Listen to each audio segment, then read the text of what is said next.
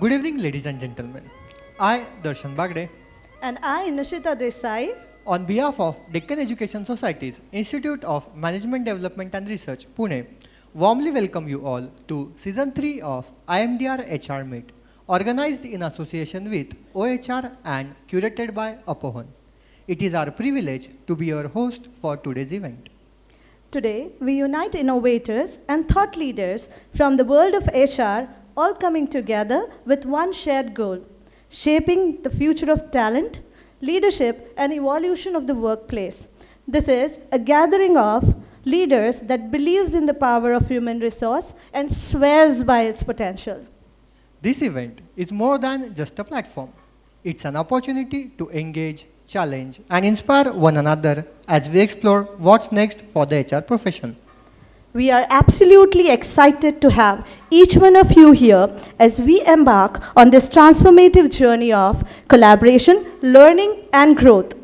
Let's unleash the power of human resource as the evening unfolds on the theme Next Gen HR, of HR, for HR, by HR. To commence today's proceedings, may I invite Associate Professor Dr. Sanmat Shetty, Head of Placement Cell at IMDR, to deliver the official welcome address. Yeah, thank you, Nishita. Thank you, Darshan. Okay. Before I start, I would request our dignitaries, Shri Pratap Rao Pawar, Shri Jagdish Kadam, and Dr. Shekha Jain to please adorn the dais.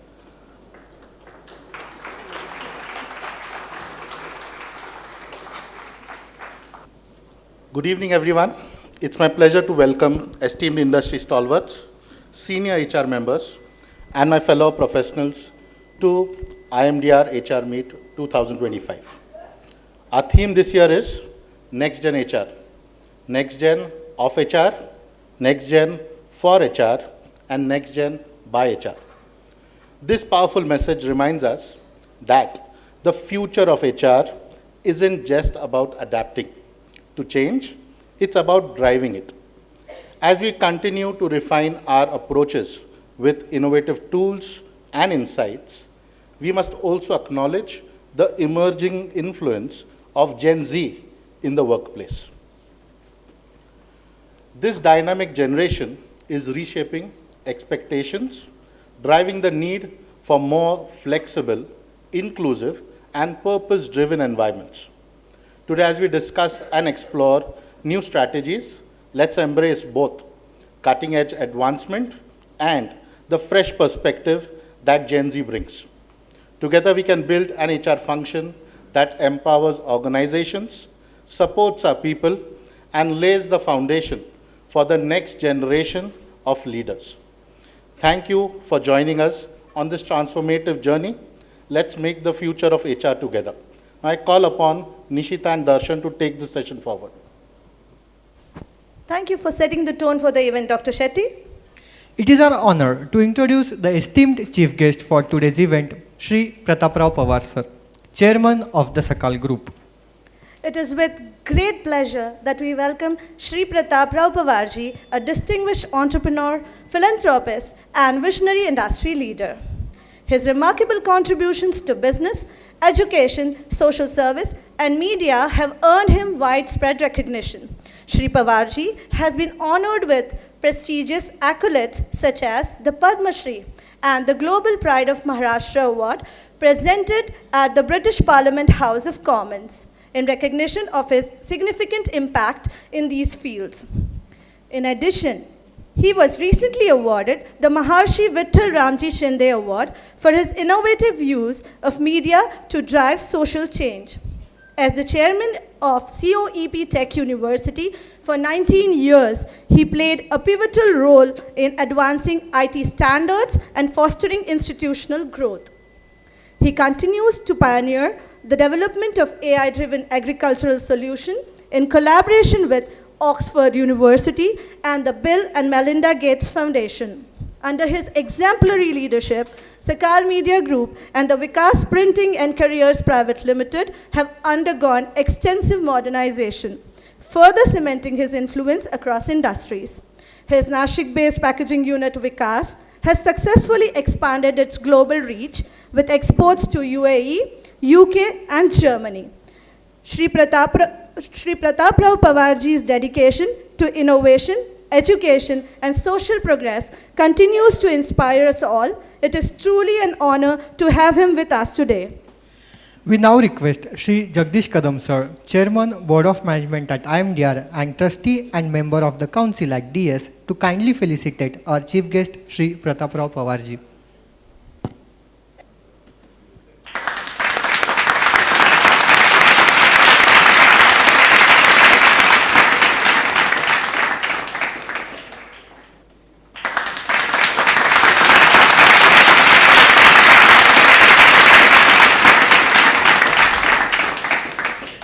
A very warm welcome, Shri Pratap Rao Pawarji, on behalf of IMDR, and thank you for doing the honors, Chairman Sir. Esteemed guests, it is with immense pleasure that I introduce to you Shri Jagdish Kadam Sir, Chairman, Board of Management at IMDR, and the esteemed Chairman and Managing Director of Rajpath Infracon Private Limited. Under his dynamic leadership, Rajpath Infracon has achieved a feat that has brought immense pride to our nation, a Guinness World Record for constructing the longest continuous stretch of bituminous concrete road in a single lane on the Amravati to Akola section of NH 53, which stands as a testament to Mr. Kadam's strategic vision and unwavering commitment. His exemplary contribution in the field of infrastructure, academics, and societal change is truly inspirational.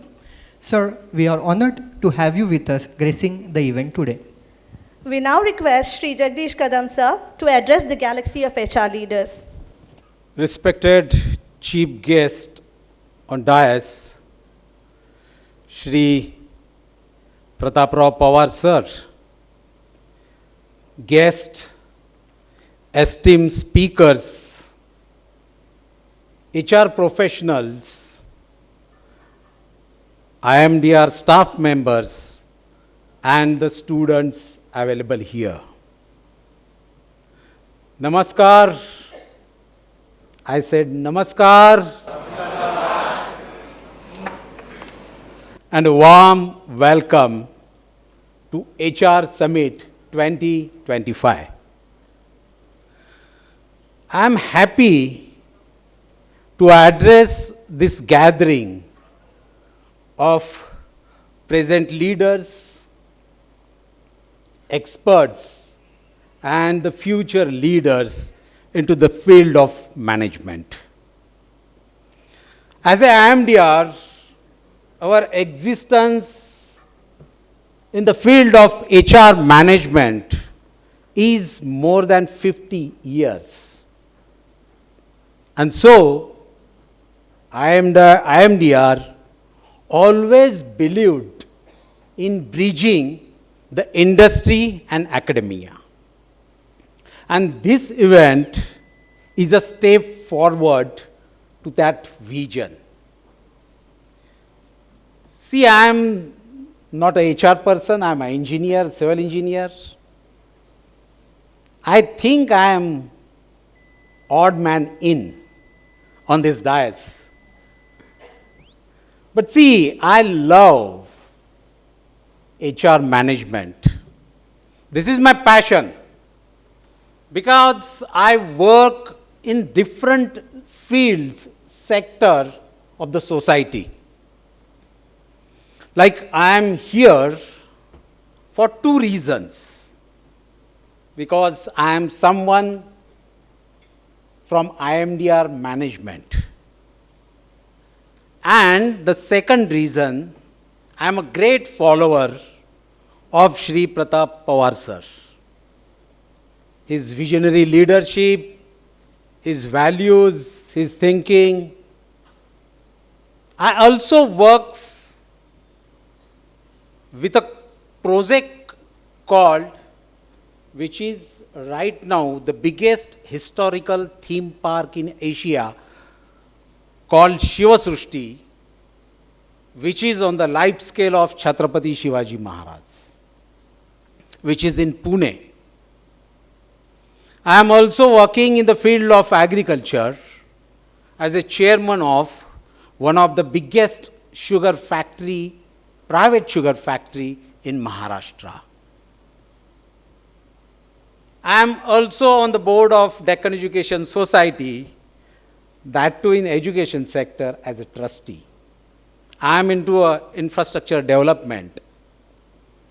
But see, as far as this HR management is concerned, I have experienced the importance of this HR management. One example which I have experienced in my field of infrastructure, I must quote. With the help of this HR management, myself, my team of Rajpath, my company, could execute the Guinness World Record in the field of infrastructure sector of Indian highways. And that happened because of only the HR management. And that's why I love this sector. This is my passion. As IMDR, and that's why we have decided this year's theme, Next Gen HR, of HR, by HR, for HR. And it reflects how HR is changing. It is no longer just about hiring and policies. It is about innovation, adaptability, and leadership. In today's world of artificial intelligence, automation, and hybrid workplaces, HR plays a key role in shaping the future of organizations. Today's discussions will focus on the changing landscape of HR, exploring new trends, challenges, and opportunities. We will hear from experts on how HR can drive growth, innovations, and inclusivity in the organizations. There will be engaging panel discussions, fireside chats, and debates covering topics like the power of networking, which is very important, the evolving expectations of Gen Z, and the delicate balance between life and work. See, I am into this field of infrastructure for more than 35 years, but I am not perfect on life and work balance. I still learning to be perfect. These conversations will ensure a rich exchange of ideas and experiences.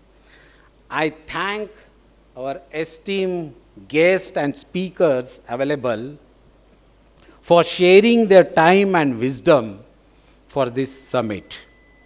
To our students, this is your chance to learn, ask questions, and build connections.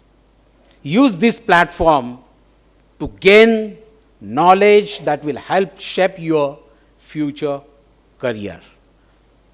I look forward to the discussions ahead. Let's make this an insightful and engaging day for all of you. Namaskar, Jai Hind, Jai Maharashtra. Thank you.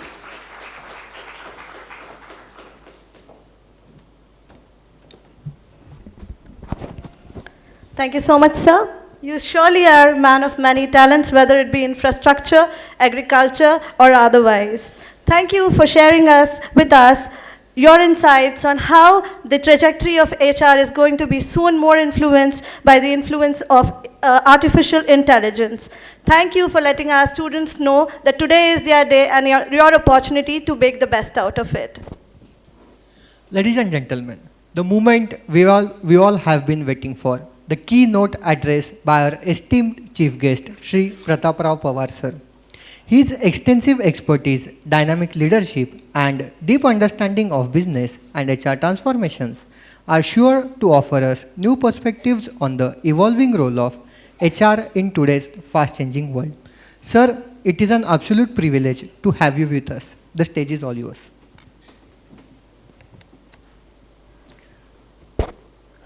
Respected dais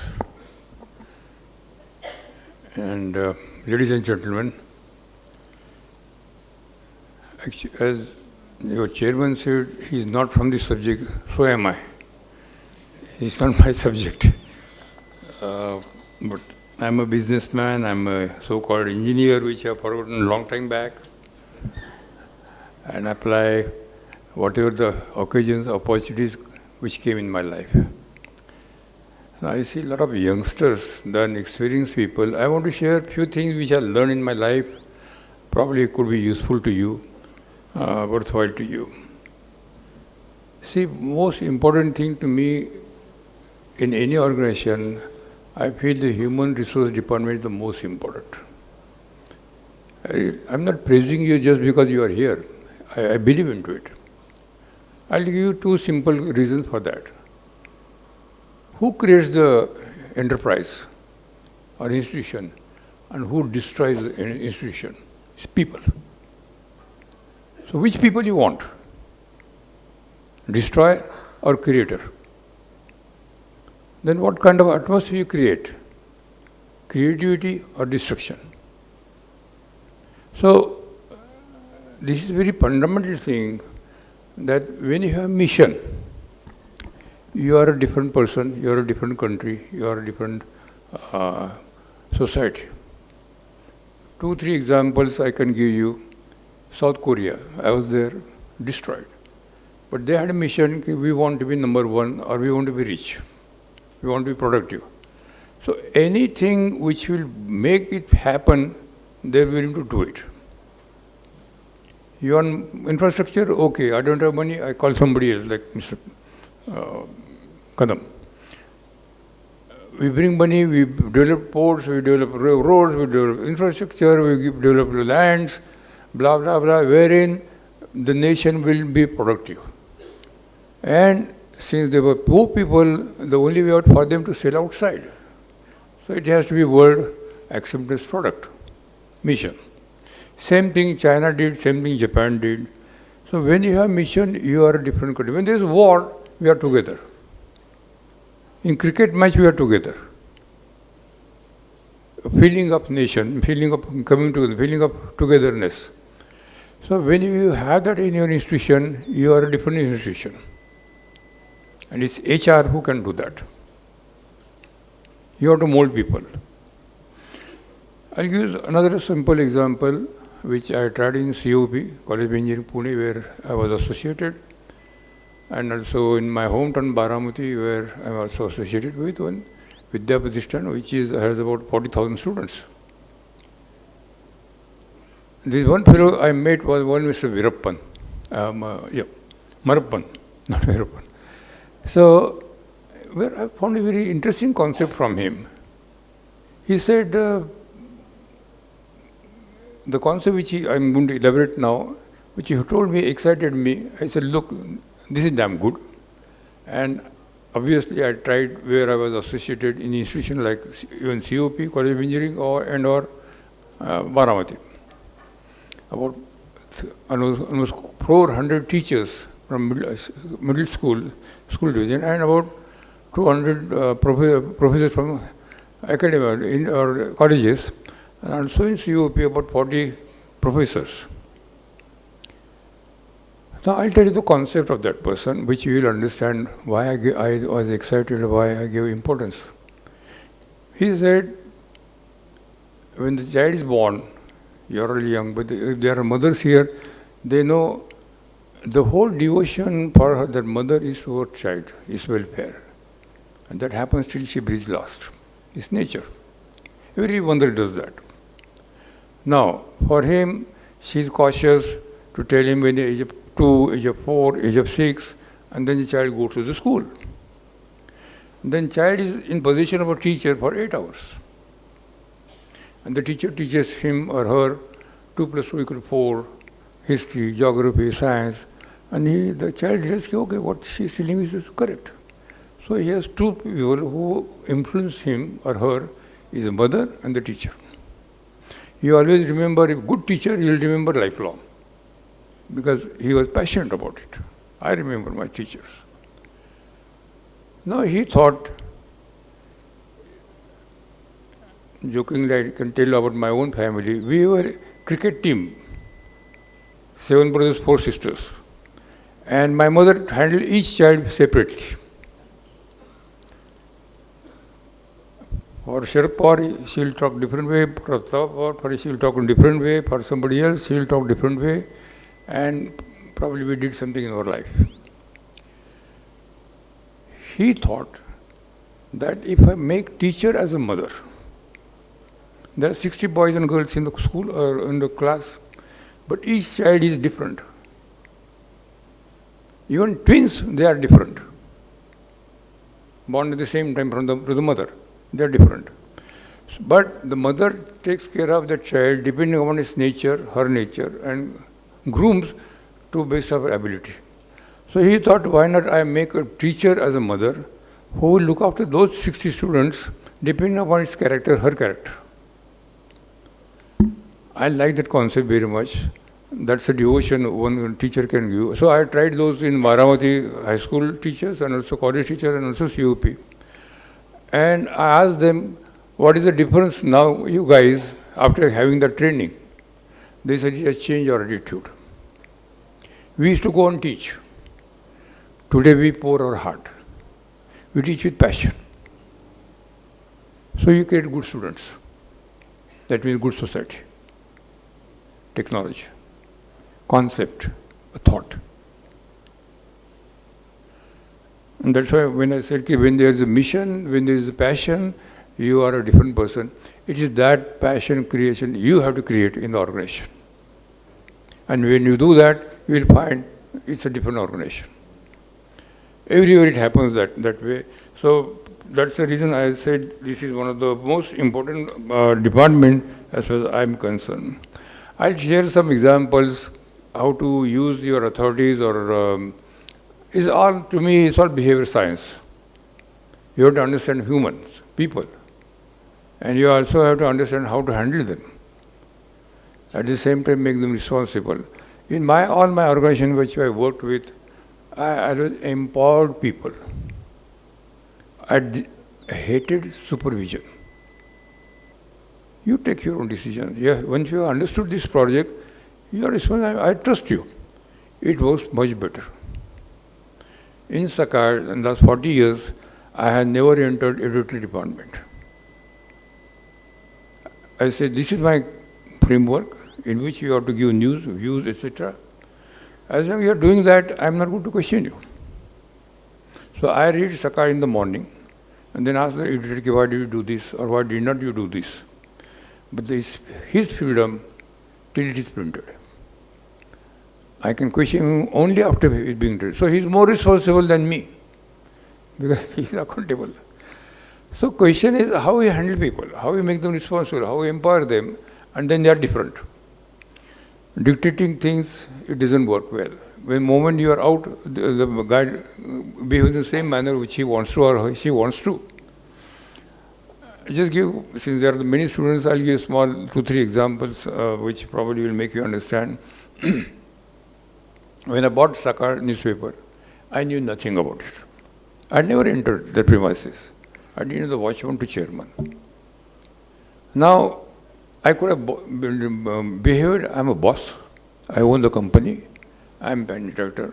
You very well listen to me what I'm saying. He had to. Instead, I said, I behave like a child. I don't understand anything, I know nothing. So I'll ask some simple questions. Why this table is here? He said, no, sir, from Parulika's time, this is there. And this. I said, is it necessary? Not necessary. Can we take it away? Oh, yes, sir. I could have said, are you stupid to have a table here? Instead, take him in confidence. Like this, it began, and then people realized from worker to my managers, this fellow knows nothing, he doesn't pretend, and he is a learner.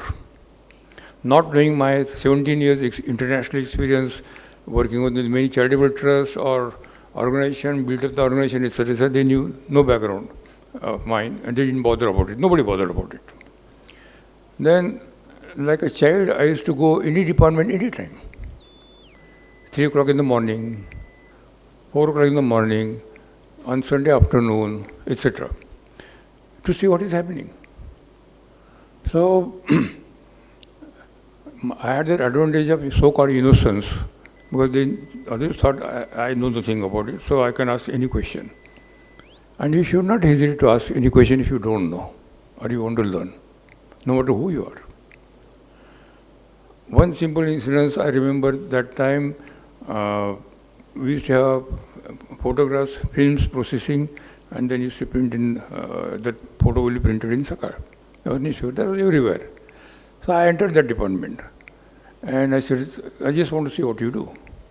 So he processed the film, saw it, like the X-ray, saw it, approved, and then threw that water into the basin. So I just said, oh, our organization seems to be rich and irresponsible. So he couldn't understand what I'm saying. I said, this water which he threw contains 70% silver which is pure. So only person who can throw silver into gutter has to be very rich, Bill Gates. And at the same time, you're creating pollution, means you must be responsible.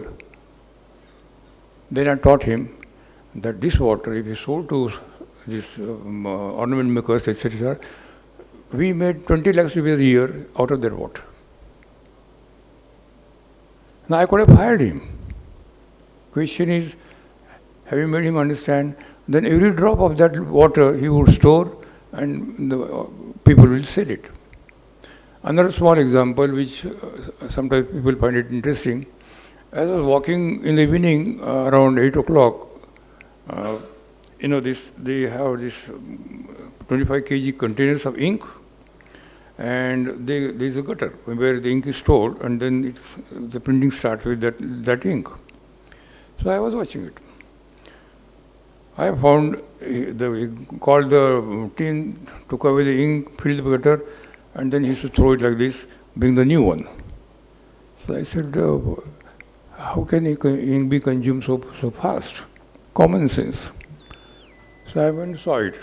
So there were 5-6 kilos of ink at the bottom of that each container, small 25 kg. So I asked him, why are you keeping this ink in this container? Why not using it? Sir, there is some sludge, and that's why it's not worth using it. It's okay. I said, why there is sludge? He said, no, because it's a tin, sometimes rust take place, and that's why it's not good. Oh, is that right? So I was Taiwala, but I removed my sleeves and put my hands. And he didn't know I have a chemical background and I was exposed to Europe and America. So I smelled, I understand resin, I understand polymer chemistry. And then I took the new container, had the same thing. That guy was watching me, he realized it's something gadbade. So I said, it looks to be same. But do one thing, take that ink, fill up in the next gutter and show me printing. Obviously printing was good. Then I told him, look, there were about 8, 10, 12 people. I said, look, this 5 kgs is 40 rupees a kilo, 200 rupees per tin. There are 15 tins, containers you are throwing out. That means so much of we multiply 40 rupees a day. In a year, so many 1,000 rupees. I said, this is Lakshmi, this is wealth. Don't throw it. So obviously he was ashamed. He said, sir, keep on supervisor, we will not do it again. I said, no, I trust you. Have you understood this? He said, yes, I trust you. I don't want to have police on you. Whenever I enter again, they would show me, see the container, clean. They took pride in that. I could have fired him. In language, I was about to use that word bloody, but you are wasting my wealth, you are wasting the material. I could have given notice, I could have fired him. Instead, I took him in confidence. I trusted him. Matter ended. This is your behavior science, this is your HR. So when you take people in confidence, we show them, educate them, you are learning yourself. Situation is quite different. you become part of them. So there are many stories, but I think I wanted to just give some glimpses where they proved to be very, very effective. We also started Quality Circle, where we empowered people to find problems and take their own, like Kaizen. People enjoy that. Workers enjoy that, and I was also quite a beneficiary for this Quality Circle concept with the workers in whatever organization I ran. So these are the things where you have to create a team. Sports is another thing which I found. If you have cricket matches among them, the team spirit becomes very good. So, and the last thing which I always tried to do in my life was knowing well that our staff didn't have good exposure, good training, good knowledge. I sent them abroad, sent them old exhibitions, and they have changed people. When I say, no, you must have good quality, you must have this, you must not waste, they say, Malik hai bolta hai. But when they see themselves abroad and they say, no, no, sir, what you're telling is good, it has changed us. Changing the attitude, creating their behavior, making them enjoy their work. Your supervision is not needed. So this is a fundamental thing which probably you should handle. Like we all do this day and night. And now, as your chairman said, the new challenges are coming from artificial intelligence. It's a knowledge input. Already robotics, everything have been there, but continuous evolution is going to take place and it's happening and it will go further. So you have to understand that how to make use of that technology in your organization. If you don't understand, find a right expert. Like this in Baramati, you just mentioned that Oxford University, Bill Gates Foundation or Microsoft. These are three people I made use of this AI knowledge into agriculture with our team in Baramati, and that has become a world game changer. Even Satya Nadella praised it and talked about the Baramati project for 6 minutes, which became the international news. All that I have done is giving knowledge input into the farmer's production. The farmer is same, land is same, crop is same. What I had is a knowledge input. Thereby, his productivity has gone up by 50%. Cost has come down substantially. Wastage of fertilizer has become zero. Wastage of water has become zero. And that has given me more production or more area to produce more crop. Now, this is possible only because knowledge input. So you have to look for what knowledge input is necessary for my organization. How will I compete? And like I was on the board of Bharat Forge for many years, and I was also in Israel. That last example I would like to tell you. When I was in Israel, they are very innovative people. Jews are very hardworking, very intelligent people. So I said, what are your philosophies? How you look at your product when you... He said, sir, we are only 8.5 million people. Even if I develop this product, how much I can sell? 85 lakhs. So I have to see outside in Israel. That means I have to compete Japan, I have to compete USA, I have to compete Germany, I have to compete China. My product has to be world class plus. Otherwise I don't survive. Circumstances. Circumstances make you think and make you act. So don't blame the circumstances. Make use of it. Take this as an opportunity. Another example I'm tempted to tell you, the same in Israel. I said, how you look at your business, life, etc. They said, it's very simple. Bigger the problem, bigger the opportunity. I said, what do you mean by that? He said, we have no water, 2-3 inches rainfall. They feed Europe in winter with that water. And our guys make suicides. I said, how does it happen? He said, since we have water shortage, we design drip irrigation where each drop of water will be utilized. We design system whereas water will be recirculated. 90% of water used is recirculated in Israel. The nearest country is about 9% Singapore. So they have 4 times more water than what our farmers are doing, and they manage the show, which now drip irrigation has come to India. But they said, we solve our problem and sold that drip irrigation system to the world and made business, billions of dollars earned.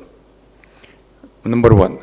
Number two, he said, we are being attacked and watched by all Arab countries to kill us. Defense. So we developed the technology in defense in such a way that today 90% of the world countries are our customers. We solve our problem, we made billions of dollars of business. Bigger the problem, bigger the opportunity. Question of your attitude. This you have to inculcate in your organization. Is a problem, so what? Every problem has a solution. And it's good to have problems. So, I think these are the basic concepts of how you should run whatever circumstances come to you in future. And they'll go on coming like wave after wave in the sea.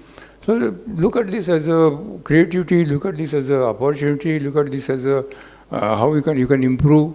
Many times recession comes, actually then you remove a lot of fat because we realize that we are wasting a lot of resources.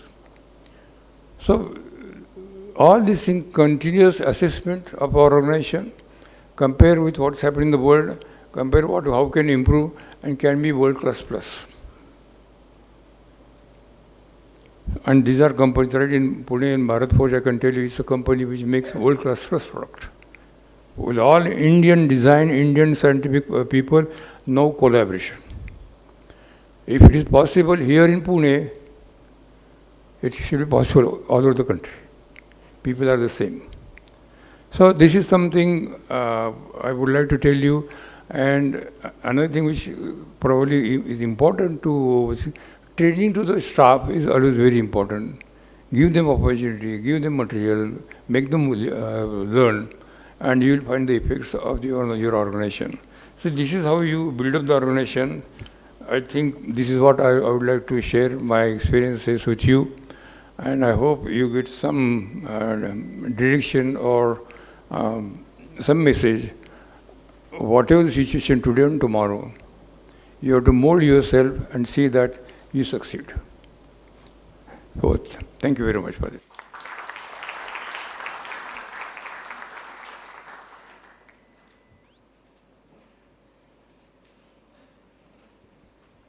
Thank you so much, sir. Thank you for highlighting the role of HR so beautifully.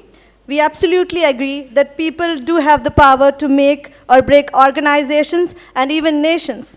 It is an honor to learn from your interesting experiences both at Sakal and CEOP. Amazing lessons learned today in context of efficient use of resources, whether it be men or material. Lessons shared in terms of leading by example and showcasing the power of guidance and giving the right kind of autonomy to empower people is the lesson we take home today. Every statement shared by you, sir, today on stage is a reference book for our students. Requesting all the dignitaries to continue be on stage as we prepare ourselves for the next segment. In this segment, we will recognize benchmarks set and celebrated milestones achieved in the HR leadership. Ladies and gentlemen, get inspired by the journey of the change makers as Dr. Sanmat Shetty takes forward this segment. I'm back in the midst of you to announce the IMDR Emerging HR Leader Award 2025. Today we come together not just to recognize excellence in human resource, but to celebrate the spirit of innovation and transformative leadership amongst emerging HR professionals. IMDR Emerging HR Leader Award, now in its second year, is a tribute to those who are daring to reimagine the future of our industry. Pioneers who defy conventions and set new benchmarks. Before I announce the winners, I would like to honor the jury who took part in this entire process. So I would like to express my deepest gratitude to our esteemed jury members. Their insightful evaluation and commitment to foster excellence has been the cornerstone of this award success. I request Shri Jagdish Kadamji to do the honors and felicitate our jury. First, I would like to call upon Shri K.C. Girotra,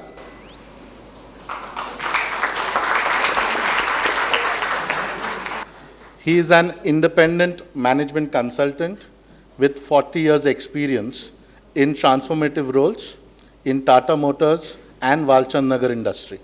A round of applause for him, please.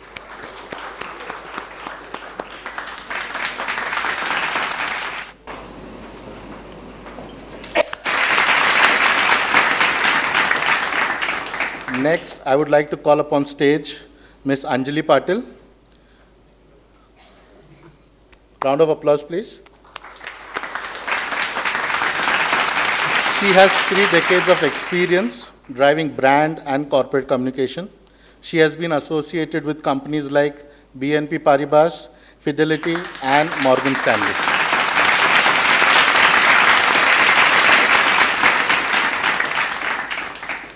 Last but not the least, our very own Eklavya Malhotra.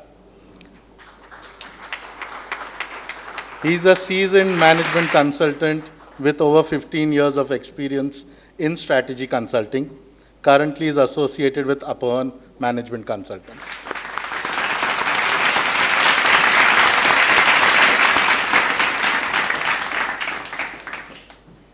Now, it is with great pride and excitement that I announce the winners of IMDR Emerging HR Leader Award 2025. I request Shri Pratap Rao Pawar to do the honors. In no particular order, this year we have 2 winners. So let me announce the names both together, Ashish Banka and Kanunara. I would request Ashish to step forward first. Ashish is there? Yeah. So, Ashish is a transformative HR leader at Cradlewise, pioneering innovative talent and culture strategies in the global manufacturing tech arena.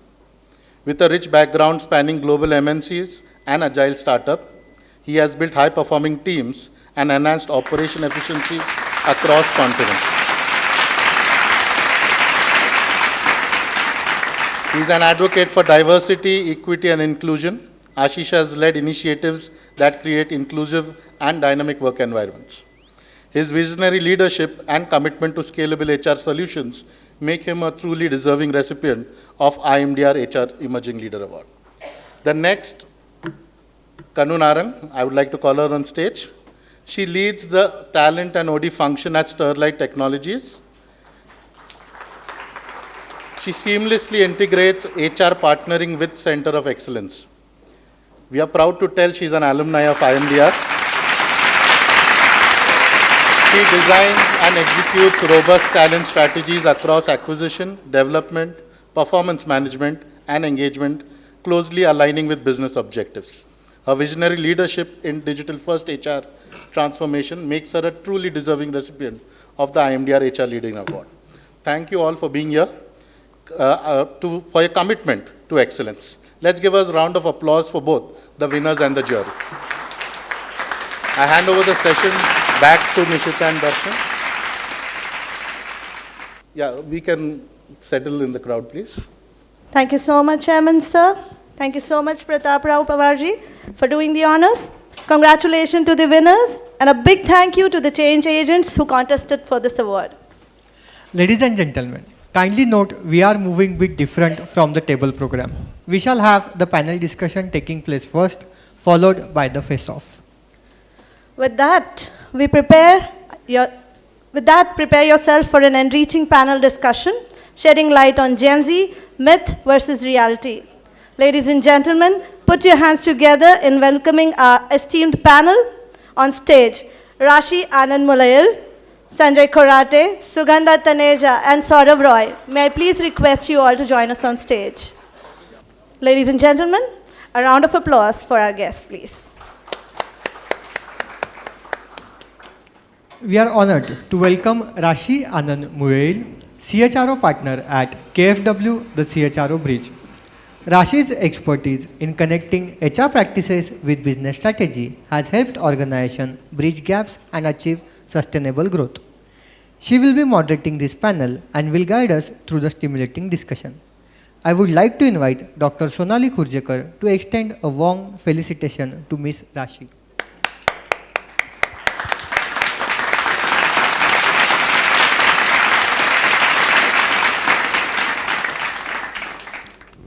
Thank you so much, Dr. Sonali, for doing the honors. It's now my privilege to introduce Mr. Sanjay Kurate, Senior Director Global People at NTT Data Services. Specializing in organization design and talent strategy, Mr. Kurate has made significant contribution across various industries. We are delighted to have you with us, sir, today. May I please request Dr. Kurjekar to felicitate Mr. Kurate.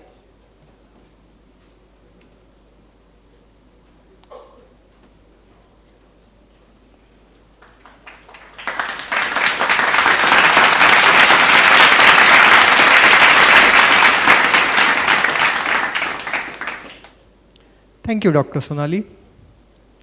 With pleasure, we introduce Sugandha Taneja, Head HR at Rohan Builders, an esteemed alum of PGDM HR from the batch of 2003-2005. Sugandha has shown exceptional leadership in HR operations in real estate sector, shaping organizational culture and fostering talent development. Dr. Sonali, requesting you to felicitate Madam Taneja.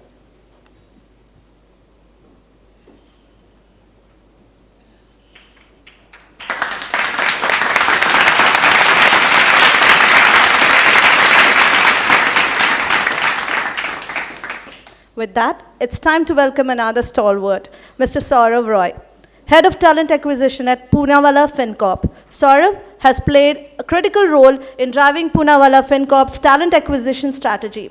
Passionate about high-performing teams, he aligns talent with business goals. Glad to have you with us today. May I please request Madam Kurjekar to felicitate Mr. Roy.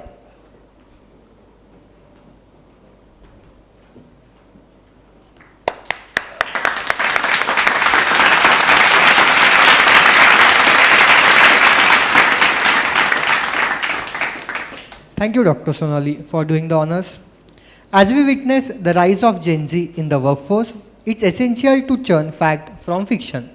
What do we truly know about this generation? Are they as different from the predecessors as we claim, or the difference is simply a matter of perspective? We are fortunate to have an exceptional panel of experts with us today who will share their insights on this topic, from understanding their values and work preferences to uncovering what truly motivates them.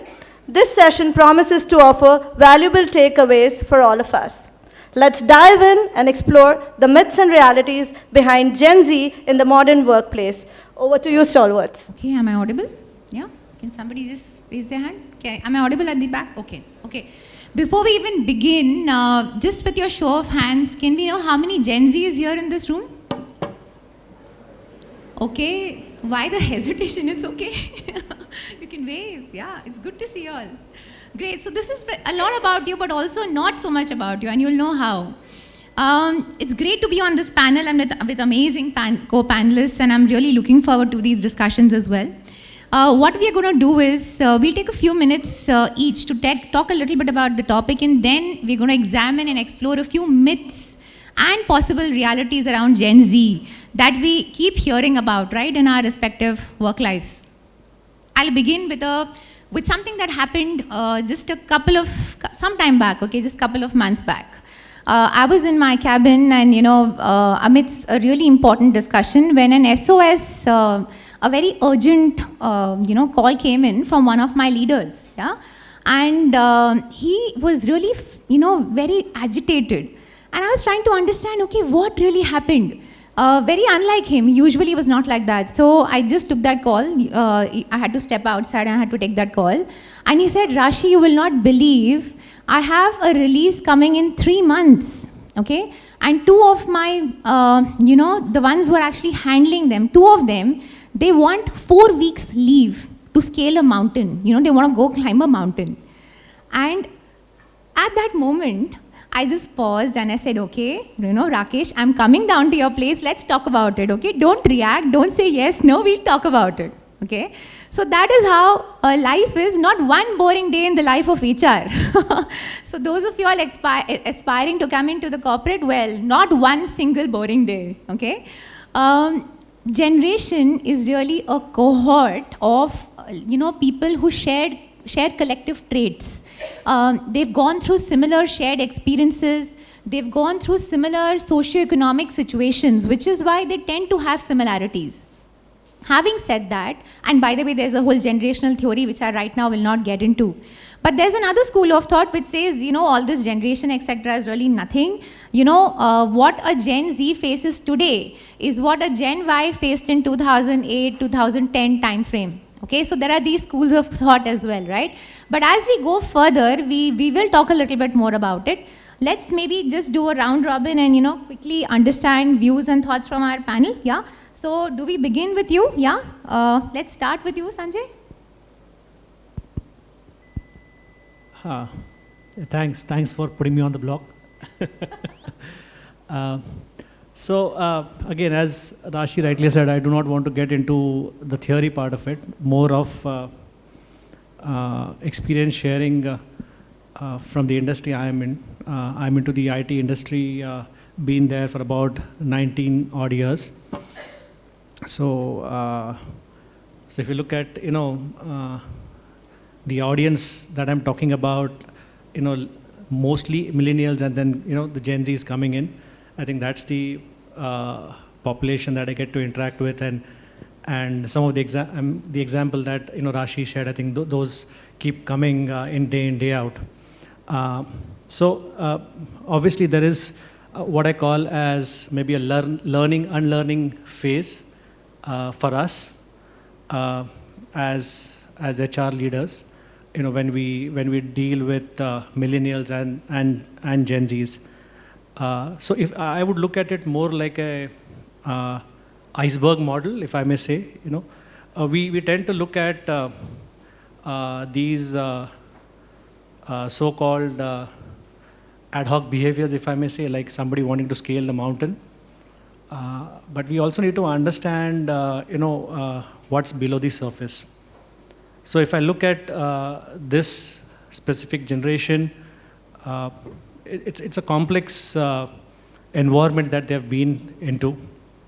I would say impermanence has been the norm for them. Constant change, be it technological advancements, be it the social media influences, which tend to be mostly misinformation than information. Also, going through the pandemic phase, I think, so they have seen a lot, and I would say that means that they need to look at everything with skepticism, or, to put it positively, be pragmatic. Not really, if I look at, my generation, I would say we got curated information, and maybe the sources of information were limited, and the information to a large extent was accurate and consistent. So in terms of, believing an institution or believing somebody was easy for us. But Gen Z, as I said, with this entire, complex environment that they're going into, probably want to be more reliable for themselves, self-reliable. And so they would want to kind of check and validate everything that is being shared with them, and just not, believe things blindly. So to me, this is more of a, pragmatic, self-reliable, I would also use the word flexible generation, looking at, as I said, the deep down below the iceberg, complexities that's happening there. So lots to talk, but I'll probably pass on the baton. Yeah, interesting iceberg model that you talked about, Sanjay. In fact, I have been thinking for, ever since this topic came, I've been thinking a lot about it. And then I was actually reminded about, my first job. And incidentally, Pratap Rao Pawar sir was here. So one of my first clients was part of the Sakal group of companies, incidentally. So I was in consulting, a young fresher directly from Imdr. And here I was, fresh MBA, coming to this traditional manufacturing company. So they were into specialty chemicals. And, old school company. And so I was kind of, I was myself astounded a bit. Of course, they also reacted very differently, because how can they this young girl, come as an expert to tell us things.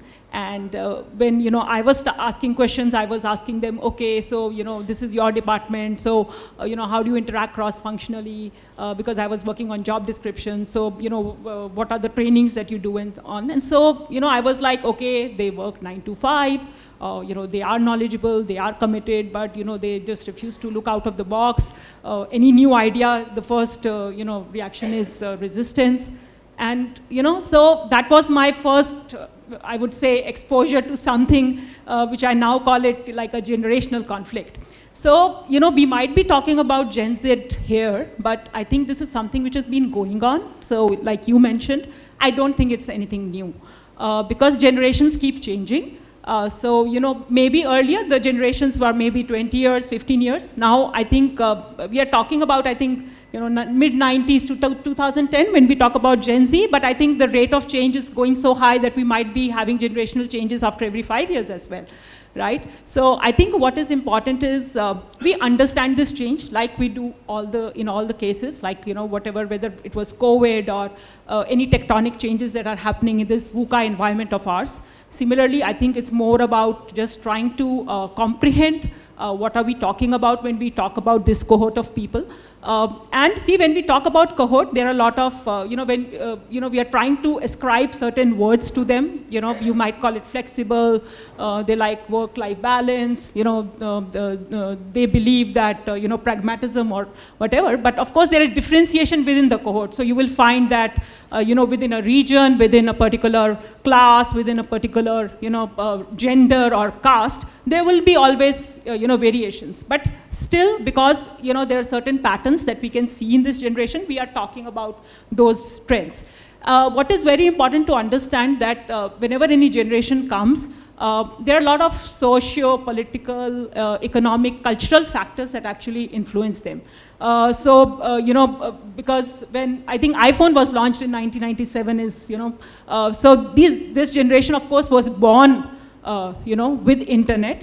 So the connectivity, access to information was obviously supreme. Also, they were used to things happening in a jiffy, right? So, of course, what happens with, all of this is that actually your psychological neuron patterns, even biological patterns change. And it is not only for Gen Z, even for X and Y generation, I think the way we were, we used to remember long numbers, phone numbers. Now, if you ask us, I don't think any of us can do that, right? So even we are adapting biologically and psychologically. And it's the same case with, Gen Z. They are just dealing with their age, the times, right? So, they obviously have more access to material resources, which was not there.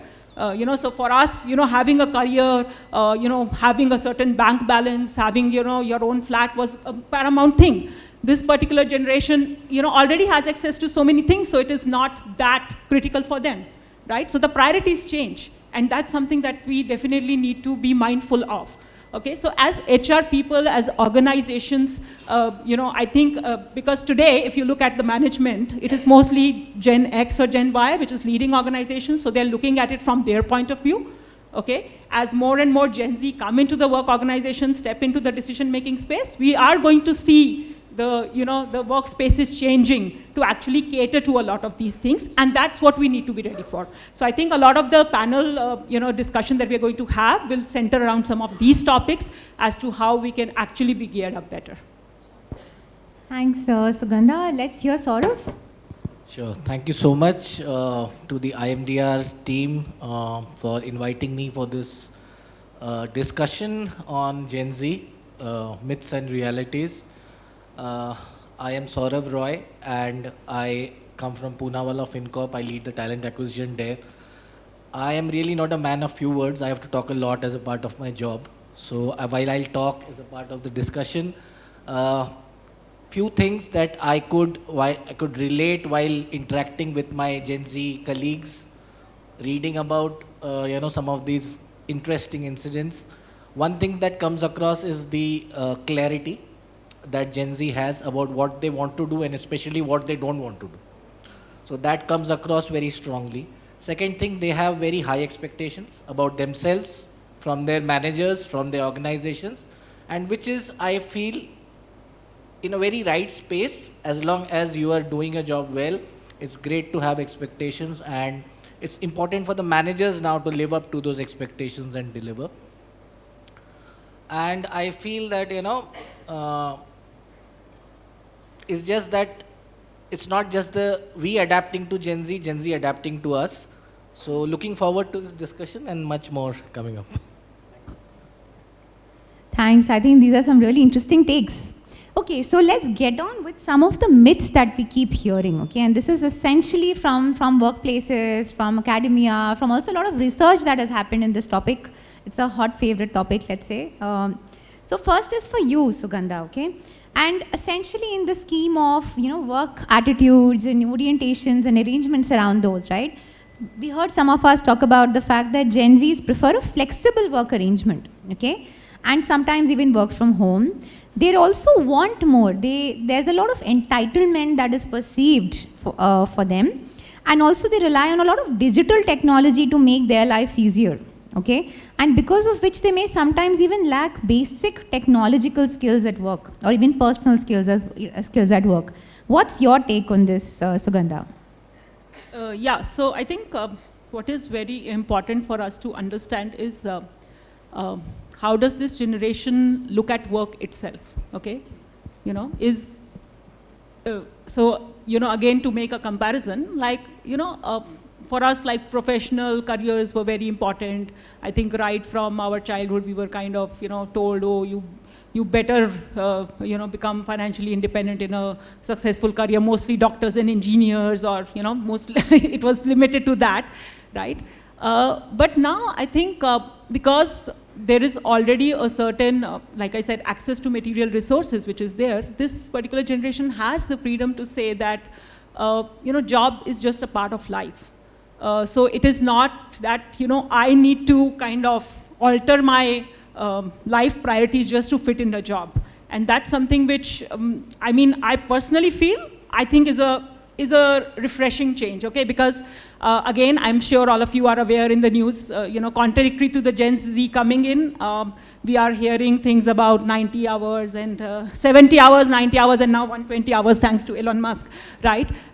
So, it's like there are two trends happening simultaneously in a kind of a contradictory fashion, where we have the Gen Z coming and demanding flexibility, and on the other hand, we have leaders talking about expectations in terms of increasing working hours, something which even I think Gen X and Y is not comfortable. Forget about Gen Z.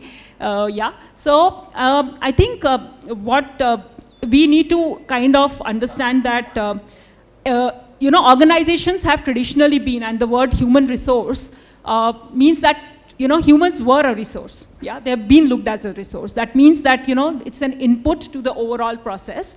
Of course, we have been talking about talent management engagement in recent times, but still a lot of our assumptions or philosophies are centered around that, and that's something with the Gen Z it's challenging. Okay, and I personally think it's a very kind of a good counterpoint which they are bringing in to say that why do I need to do only this, okay? And then I'll come to the positive side as well. So when, when we have Gen Z in our organization, or even when I interact with them personally, it's very interesting that you give them a task and they don't want to stop at that, okay? They are more interested in looking at the overall problem or the context, and they'll take it up in spite, even if you don't tell them to. So they are not saying that, okay, I'll just go by the job description. They'll come and say that, okay, why can't I do this? Okay, and that's something which kind of forces us to look at things in a different way. Should roles be kind of looked at only, maybe just in a particular department, or you are just supposed to do this and not that? Okay, so the whole approach to work, saying that other things are important for me in my life. It's not only, that I come to office and go out of office. I have my friends, I have my personal life, I have my hobbies and interests, okay, and I want to pursue them. So, see, at the end of the day, the fact is that, when we work, we come as individuals with all our experience, with, all the ideas that we get. So, these kind of, activities actually enrich the person also, and they are able to translate into the job. The question is whether our work models are kind of, designed to suit that or not, right? So, of course, also, I think Sanjay can talk about it. You know, when during COVID times, we had this lot of work from home thing going on where everybody was going gaga about it. Oh, it works fine, productivity is actually going up. And now I find that it is actually the reverse of what they were talking and saying that the collaboration gets affected, teamwork gets affected. See, we have to understand that it's also the economic context which has changed. After COVID, there was a huge demand from IT. We had a challenge of resources, and it was very important to get the teams going. And so giving that flexibility was very important. Today, even in IT, we have a situation where layoffs are happening, and therefore we are saying, okay, now come back to office. If you don't come, sorry, you can move out.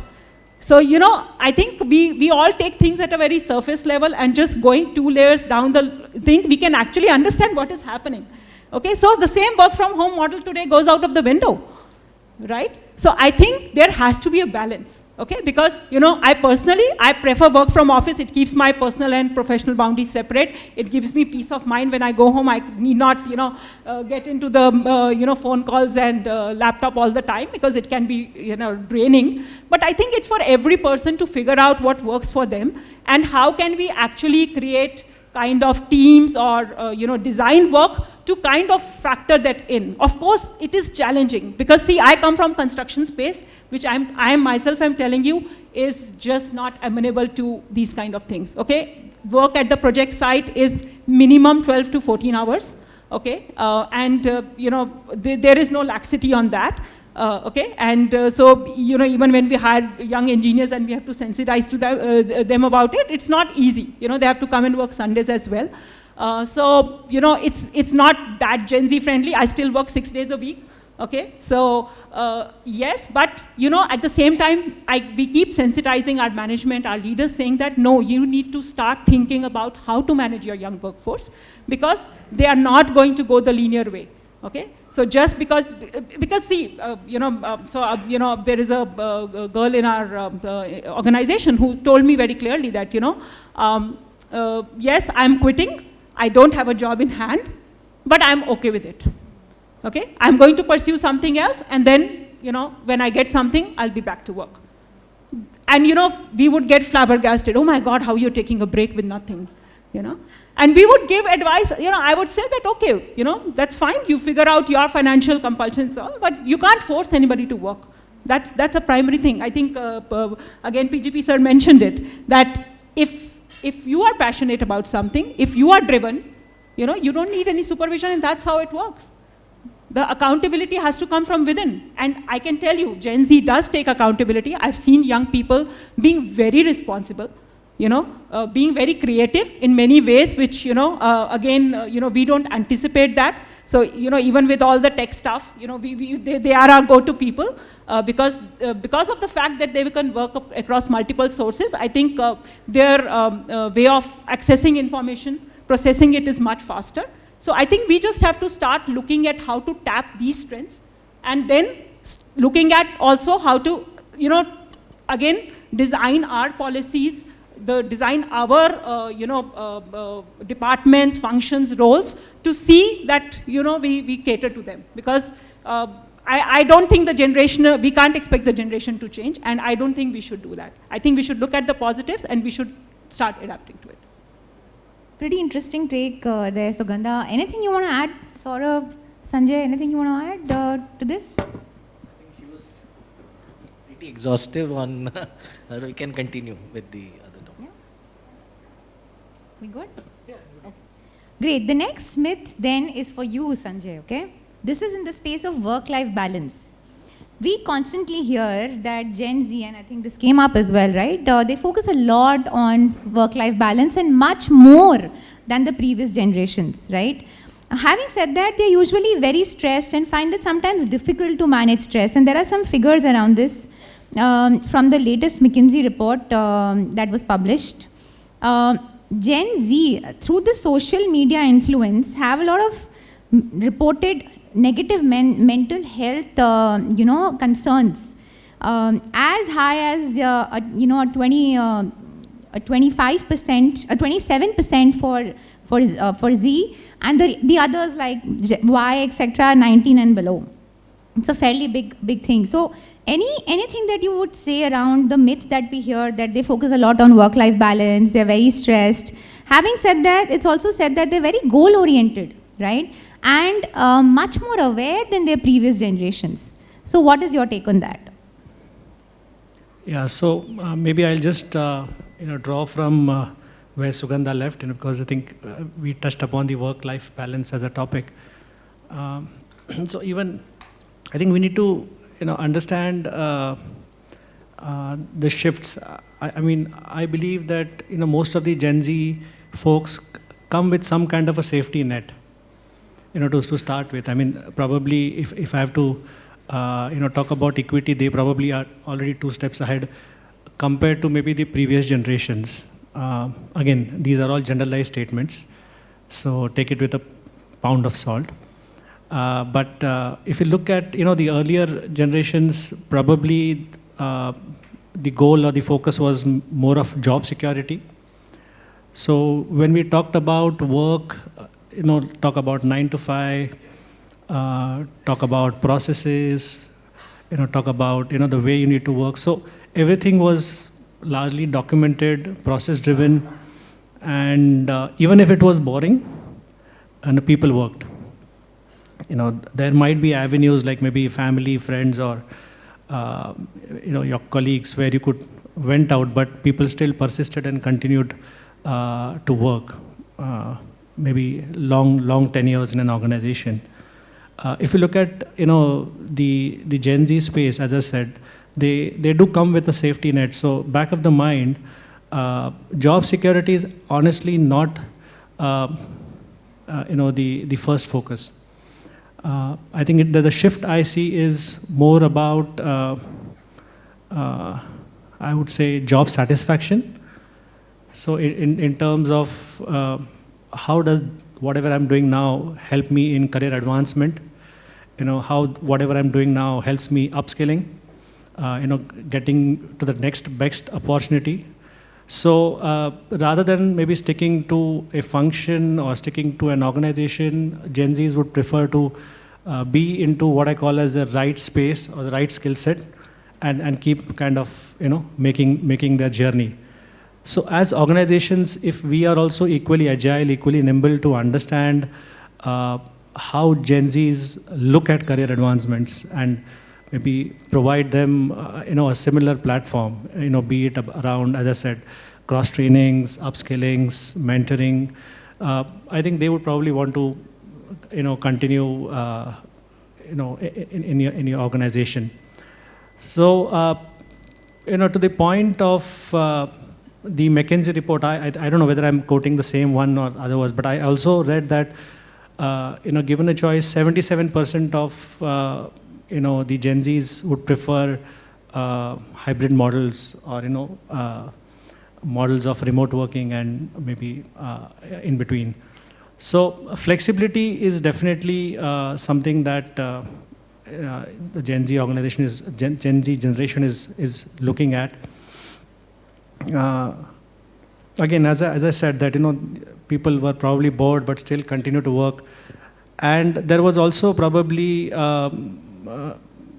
some kind of a taboo, if I may say, if you go and talk about issues specific to mental health.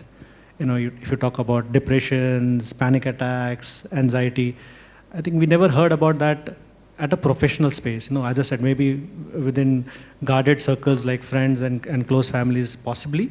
Maybe friends, not even close families, but it was not done. But if this generation is highly vocal,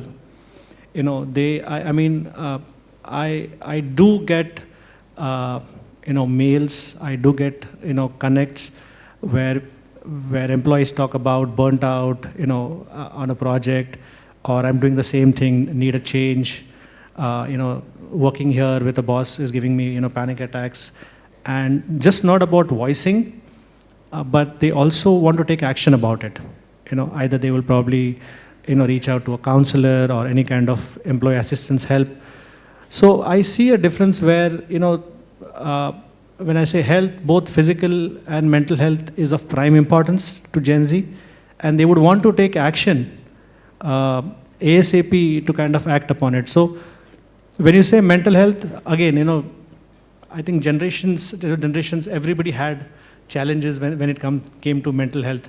Maybe this generation is voicing it and acting on it. So, maybe we are more aware about it. But it was there earlier also, and probably it might be there going ahead. But the action part is something that this generation is taking. And to your last point on goals, I think there is a focus. I think I would probably agree with Saurav where he mentioned that they have a clarity on what to do and specifically on what not to do. So that that's important. I think as I mentioned earlier, because of the environment, this generation has an amazing ability to multitask.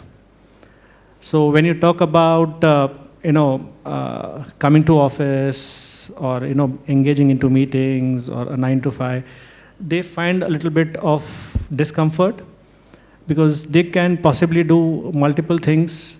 When you talk about productivity hacks, they would look at what are the different ways, productivity tools that they can leverage to make things smarter for them rather than probably going a linear way. So there is definitely a focus, there is an understanding of where they want to go in terms of goals, in terms of career advancements, and they will ensure that they will sort of make those changes. As I said, it could be certifications, trainings, moving across jobs to ensure that the goals are met. So I wouldn't say they are not goal oriented. To me, they are probably far more focused to kind of reach their goal. Thanks, those are really good points. Anything you all want to add, Sugandha? So I'll just tell about this case because we had a young engineer, trainee engineer who had joined us, and we had posted him this project site, which is in Bellary, Karnataka, which is like, hub of basically steel industry. And so, the air there is like quite polluted, in this thing. It's a remote area, so you actually have wild animals and stuff. And this guy writes a mail to us just a couple of months after joining saying that, I want to quit. And, we were like, okay, what happened? So then he wrote a mail saying that these are the 3 points. So one is, that, it's in the wild and actually they were leopard sightings. So I'm very afraid that something might happen. And the second point was very, very this thing. So he was like, the food options are very limited and there is no Zomato and Swiggy coming in. So, and my eyes just popped out and I was like, what is this guy saying? Why would he quit a job just because there is no Zomato or Swiggy?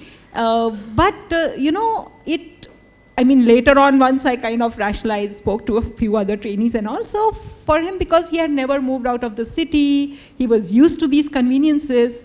It was taken for granted. And then, we had an extended counseling session with him saying that, see, this is the way you grow. You move to different places, you move to different contexts, situations, deal with them, and then you yourself evolve, figure out what you want or you don't want. Okay, so maybe, after, just stick with it, maybe after 5-6 months, we will again have this discussion with you. And luckily he stayed on, he went on to another project also. So, it was more a question of just kind of being transparent with him that, it's maybe out of a particular habit, that you are reacting to this situation. And I think many of us, like, you mentioned about this trek thing. I think we do react, all of us do react saying that, oh, it's an overreaction or, this generation is too delicate to handle. But even relating to mental health, I think we need to understand and how it is to grapple with the fact that, you are constantly in the limelight because you are on Instagram, Snapchat, there are friends always judging you. How you are. So, there are people like, again, young engineers who basically say, हमारा ये job है, हमको इतना ही पैसा मिलता है, मेरा वो friend यहाँ पहुँच गया है and he's already doing this, so I don't think I'm at the right place. So that comparison, that judgment, the fact that, many of them grew up with maybe, double income parents who are not really there, to guide them, so they were just left to resources, sources which were like friends, peers, or people whom they would meet in internet forums. So I don't think it's an easy thing to also understand that what have they been grappling with. So that mental health also comes from the fact that are there supportive structures to guide them through this, to the dilemmas which they are facing, whether this is right or that is right. especially with dealing with choices. It's not easy to deal with so many choices, right, when they're available to you at a young age, right? Very valid Knowing your points. mind, you say, I don't want this, that's true. But then there's something which will come and say, oh, you still need to kind of go through it because life is tough, right? life doesn't come easy for anybody, So you choose a particular path and they always tell you, oh, मुझे तो ये लगा ही नहीं था कि ये भी आएगा साथ में, because it comes with a package. The good comes with the bad. So that's something which they have not figured out. Absolutely. Since you touched upon life, I think there's so much we hear on life-related, life attitude-related myths as well, and that's for you, Saurabh. Saurabh, also maybe you might want to bring in, your experience on how the hiring landscape has changed in the last few years that you see. So one myth that we hear is that Gen Z may not be as hardworking as their earlier counterparts. They are very vocal and they ask a lot of questions. And they may not think long term, and they also switch their jobs faster. What do you think? Any reality in any of this? Sure. I'll come to that one by one. So I'll just continue from where Sanjay and Sugandha, they spoke about some, mental health and other things that Gen Z is very vocal about. So there's all of you on Instagram. So there was this meme going around and I was laughing at it. So there's a girl who comes to her mom and says, Mom, I'm going under depression. So she's like, ठीक है, but 7 बजे के पहले घर आ जाना. So this is the kind of difference where the Gen Z is very, I think it's their clarity which I spoke to them about, that all of us want work-life balance. In this chair, all of us sitting here on this side of the auditorium, I think all of us want work-life balance, just that Gen Z is much more vocal about it. So coming to the questions that you asked, I think are they goal-oriented or not? Definitely they are pretty much very goal-oriented. As I said, they have really high expectations of themselves, their organizations. Would they stick around for a long time? I think it depends on the culture that you give to an employee. So if you see anybody coming into an organization, and I would here not discriminate Gen Z and others, but since the topic is about Gen Z, I'll try and focus on that. So, of course they have their things, that they have technology at their fingertips. So even if a Gen Z person doesn't know much about a topic, he or she is entering into a room with a lot of information, be it through ChatGPT, be it through other AI tools, and which we did not have as growing up, people growing up. But I think that information overdose also helps them to know about a lot of things, and you cannot just bluff around to them while you're hiring them or when you're engaging with them as an organization. So what I believe is, apart from being goal-oriented, Gen Z also looks at challenges at work. So what sort of challenges are you giving to them? So I was just interacting with one of my colleagues who's a part of my HR team in L&D. And a very, bright lady who joined our team a year back as an intern. And I asked her that, what would make you stay? Because one of our major challenges as HR professionals is not only people joining, but ensuring that they stay. So she spoke about 2-3 aspects, but they were very critical from my point of view. One was challenges at work, apart from the initial start and, the onboarding and all that mumbo jumbo that happens with all new joinees. I think it is what are the kind of challenges we are providing to this new generation at work. Are you involving them in decision making? While it might is easier said than done about involving them in decision making, but they want to be a part of the story from the beginning, not just that go and do this and go and do that, but rather why am I doing that? Am I explaining this enough to my Gen Z workforce and make them feel a part of my plan, and then the implementation. Another thing that I feel is which maybe they feel entitled to, but I think is a best practice in the industry, is instant recognition. So I have this saying that I say to myself that recognition delayed is recognition denied. So you might recognize somebody after 1 year of that person doing that job well, but if, that it loses the essence of the recognition itself. So I think that fact that, Gen Z expects that, okay, somebody is overseeing my work, somebody recognizes that I am contributing. So that visibility is really important from a Gen Z perspective. And from a hiring thing that you said, that yes, these are the things that come up upfront, that what is the work culture, how many leaves will I get disturbed during my leaves? So these are the questions that people directly ask upfront, and I think me or any other manager should be very open to answer these questions. So I have a hobby beyond my work, I have a life beyond my work, I don't want to be disturbed when it's my gym time on a Sunday. So these are some things that all of us have dreamt of and all of us have wanted to say to our managers, but we never did. But Gen Z says this very openly, and that's what I like about them. That, and it is very important for the managers to step up now and say that, yes, we are ready for you. We are ready to answer your questions. So I have developed this thing called, very simple thing called care. So when I say care, it is about, C is about, are you, there from a perspective of clarity. So when somebody asks you a question, somebody comes to you for help, are you giving that sort of clarity to that person? That, okay, this is what you need to do, this is what will be the impact. Then second aspect is availability. So, you've assigned a task to a person, the person is on the task, is taking all the ownership, but gets stuck at work and needs you for guidance. Are you there as a manager? Are you available? Third thing which I said, recognition, reward. So are you recognizing their positive behaviors? Are you giving them that sort of thing that, okay, great job, you need to go up from here?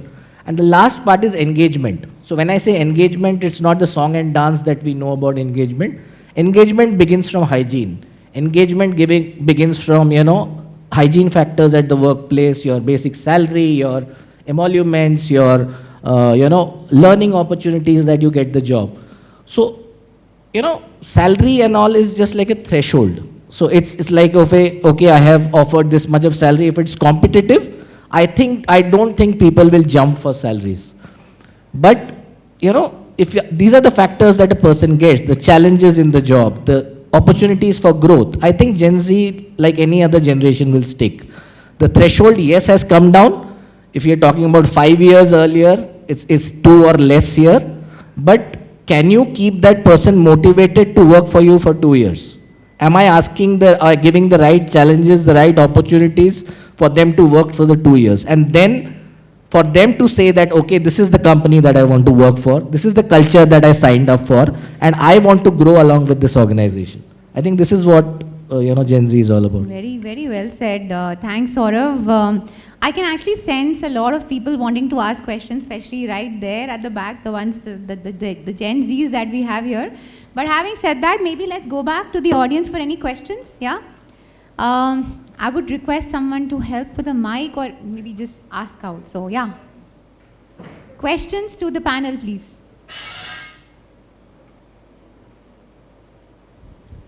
Okay, I see a hand raised there towards the back. Yeah.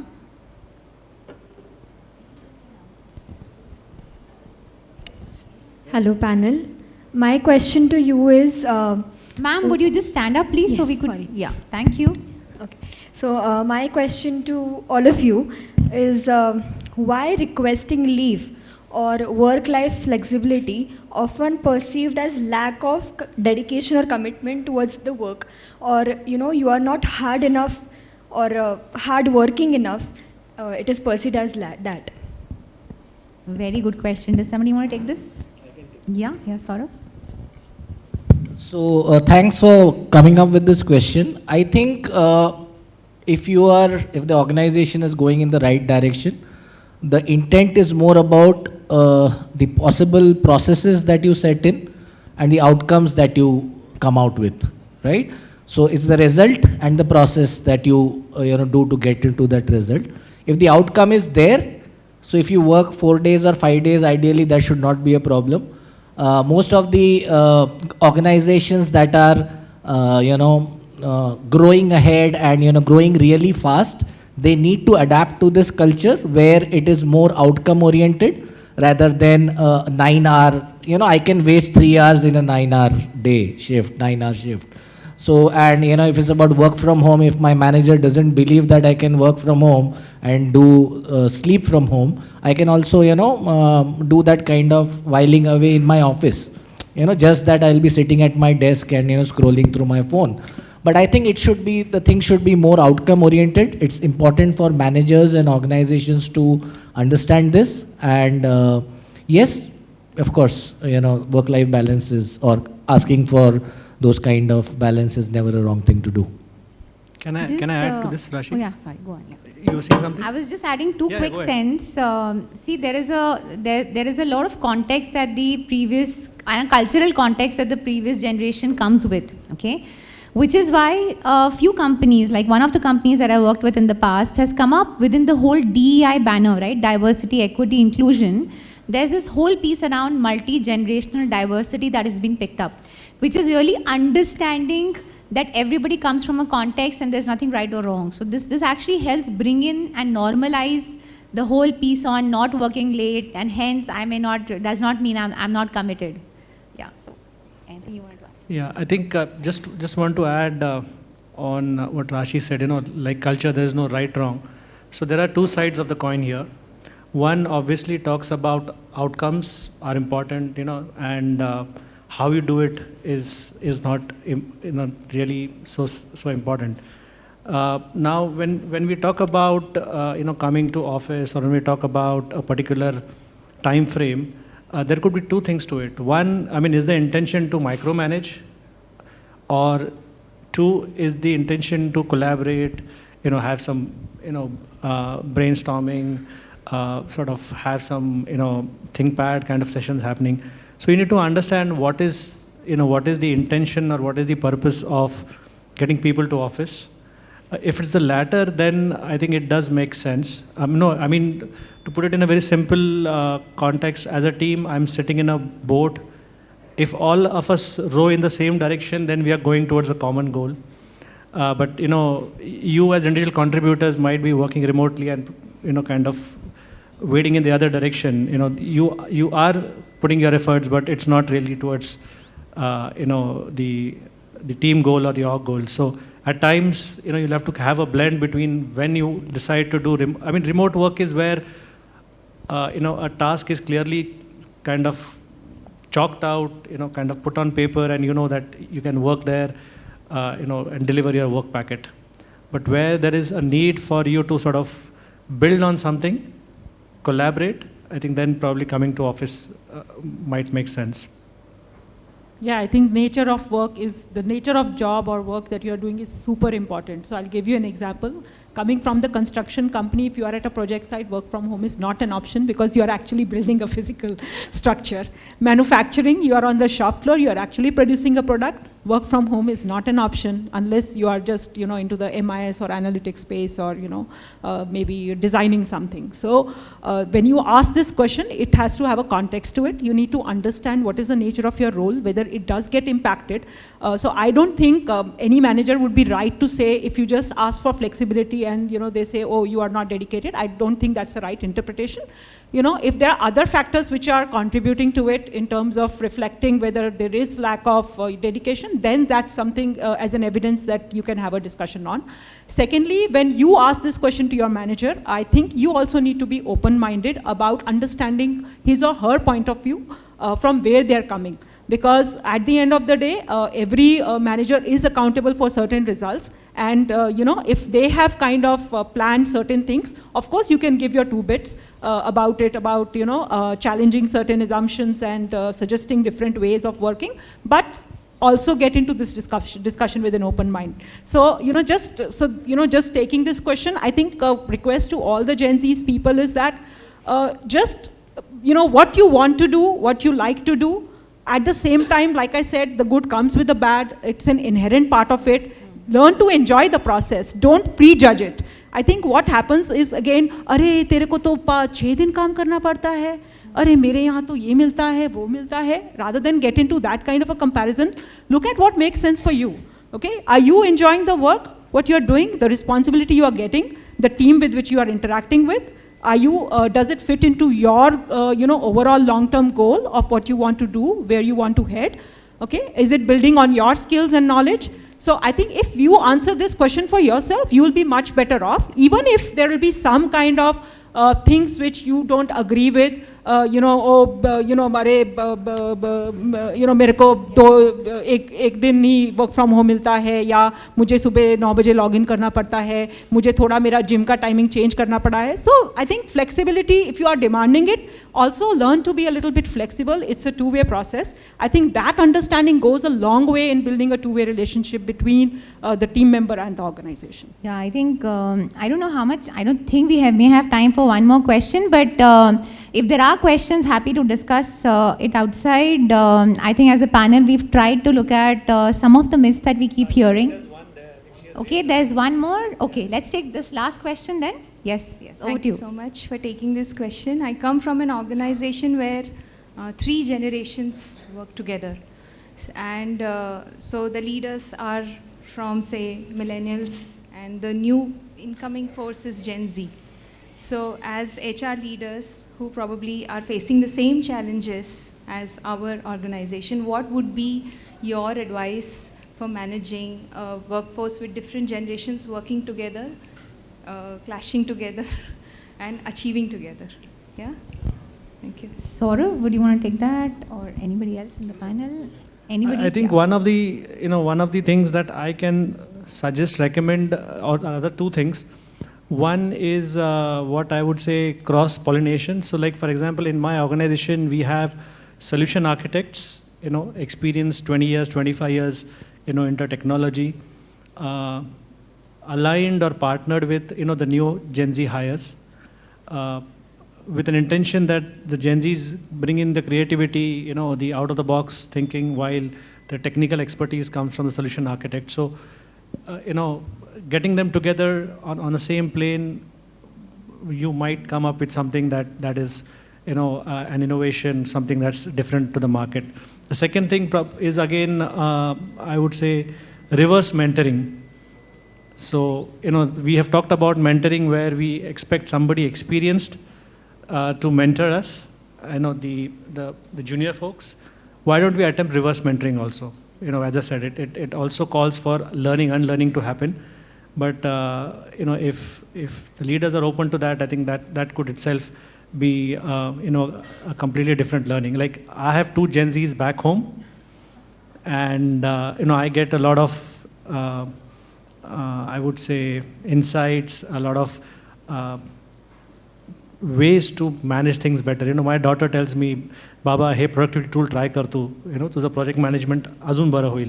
So, it's good to try the reverse mentoring also. It might work.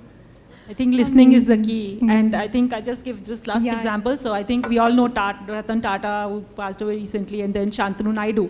He was not Gen Z, but I think it was an intergenerational friendship, and it went a long way where, even Ratan Tata learned a lot. So it's the same example. I think listening, being open to suggestions from everybody, I mean, irrespective of the generation, is very important.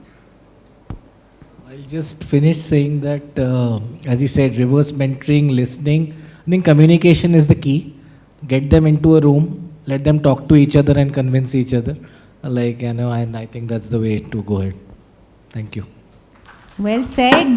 Thanks a bunch. It's been great interacting and some amazing questions coming in. Thank you so much. Back to you all.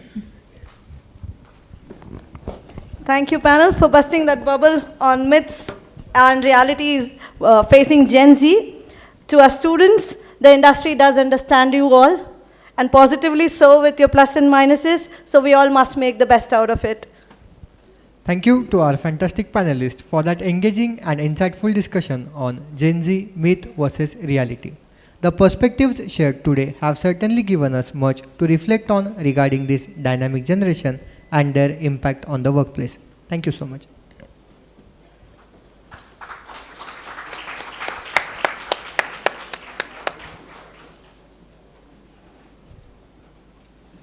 Moving ahead, it's time for the most anticipated face-off of the day. Ladies and gentlemen, join me in welcoming Mr. Sudhir Mateti and Mr. Kishore Velankar on stage.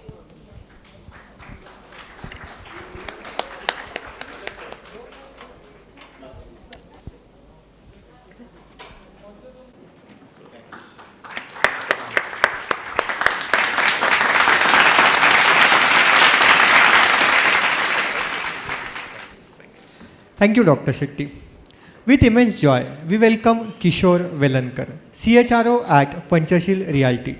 Mr. Velankar's leadership in human resources has been instrumental in creating effective HR strategies and promoting employee engagement in the real estate sector, transforming HR into a strategic profit center.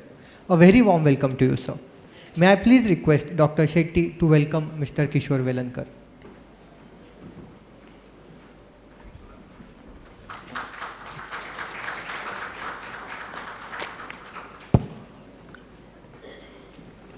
All right, everyone, buckle up. Get ready for clash of perspectives. On one side, we have Mr. Sudhir, who's going to dive into the intricacies of life-work balance, the art of living a fulfilling life while managing your professional world. On the other side, we have Mr. Kishore Velankar, bringing his expert perspectives on work-life balance, showing us how to thrive at work while maintaining that all-important personal equilibrium. This talk is bound to challenge your perspectives and leave you with valuable insights. I'm excited for this one, and I'm sure you are too. Sudhir and Kishore, over to you. The stage is yours.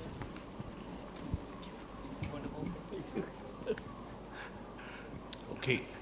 As I say, it's an early hustle. The work should be the priority. I think I'm focusing more on that side of the hall, which is maybe little over half of my age. For you guys, especially, the top priority has to be being at work. I know a lot of people, we heard the panel members talking about it, and a lot of people will hate me to say this, but remember before I joined Panchil, I used to head HR globally for an investment bank, and I worked from home for about 3.5 years, and now I work from the office, and I could figure out possibly what could be better. So let's be honest. When we think or talk about work-life balance, honestly, what do we think of? We think of flexible working hours. We think of vacations. We think of biometric 5 p.m., 6 p.m. or 4 p.m. But I think I want to challenge that a bit. A lot of people may not like it, but let's examine it very quickly.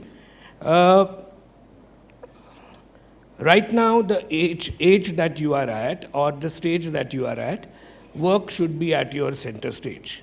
Not for long time, but till you build something. Maybe another 10 years, maybe 15 years. I hear a lot of people saying that at the age of 45, I want to retire. I wish I could do that, but I couldn't. And I think it's too late for me, but maybe another couple of years and I'll retire. But when I meet these young people, they want to retire at the age of 40, they want to retire at the age of 45, they want to do farming, they want to do something else, which they couldn't do it while they were working. So why am I saying this? It's because what you grind today gives you a freedom for tomorrow. Okay, so let's quickly go through few points that I have. At the age of 20 plus, okay, they are for hustling and they are not for relaxing.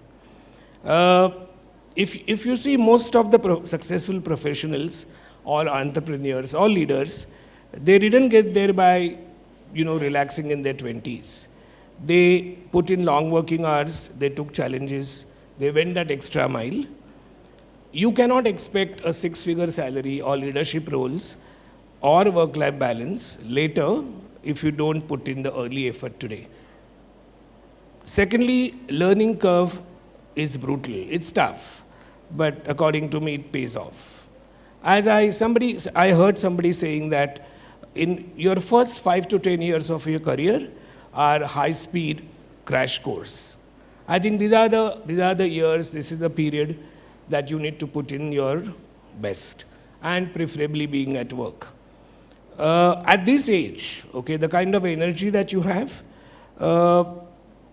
you can deal with everything. You can deal with upscaling your technical skills, interpersonal dynamics, industry knowledge, and importantly, failures. I think that at this age, if you fail, you have a lot of energy, you have a lot of information. I think Saurabh talked about information overdose. I think you know a lot of things that possibly we knew once upon a time, and you can deal with the failures much better than dealing with failures when you are 40 plus. Somebody said to me a few days ago, sweat now. If you sweat now, you can chill later. And I really like that. So, you should choose your work-life balance than chase it. Work hard now so that you don't need to work hard later. So when you are 40, 45, you can take a break. As we all know now, in Indian corporates, taking a break, taking a sabbatical is not considered to be negative. There are people who go away for a couple of years, do something else which is not related to job, and come back, and people get jobs. There was a time, when, even Sudhir may agree, but whenever we recruited people, oh, there is a break in career for 2 years. क्या इसको निकाल दिया था क्या? कि job नहीं मिला उसको? I think people have changed their mindset. Okay, he went and did something. He did farming. I met somebody and he said that I have taken 6 months leave because there is nobody to look after my dog at home. And, have you heard of that before? No, but people do that these days. Competition. Competition, my friends, is really, really cruel. It's ruthless. Let's be honest. You are not the only talented person in that cruel world. There are many more. There are many more like you who are ready to work harder. And guess what? If you don't come, or if you don't excel in what you do, you get replaced. And you get replaced without even you knowing that you're getting replaced. That's how the world is. It's not the politics, but the best wins, as they say. Now, we also hear or talk about toxic workplace, right? This is a very commonly used word these days. I feel that prioritizing work doesn't mean it's a toxic workplace. I think a great place where you work challenges you. It gives, if you put in enough efforts, you grow with it and it rewards you. I think lastly, I feel that these are the early years, okay? Or I would say that this is the time you don't have mortgages. You, I guess, don't have children yet. You don't have to worry about their school fees. You don't have to worry about dropping them at the school and picking them back. You don't have to worry about taking their homework. So this is the time you work hard. Once you reach that stage, you have a lot of responsibilities. Life is not as simple. I heard last week, a couple of weeks ago, I'm based in Pune. So a couple of my colleagues were going for a Coldplay in Bombay, and they could easily do it because, they did not have children to look after. They may have girlfriends to look after, but they did not have children to look after. So it was very easy for them. So at this age, you don't have EMIs, I guess. Somebody in the panel talked about parents having double income.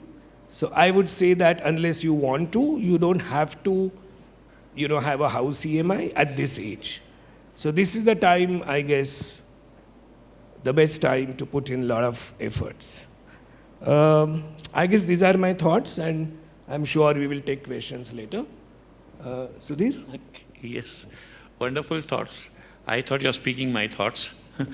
However, the most important question that comes to my mind after hearing all these things is, what is the purpose of life?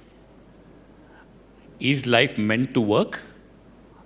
Do we live to work or do we work to live? It's something that we need to understand. My father kind of worked hard his entire life for a living. I thought that that's the way, that's the route, that's the format to live life. I realized that he worked hard for survival, I worked hard for luxuries. But both worked hard. So now I realize that hard work is not really essential. What is more important is we need to live our life.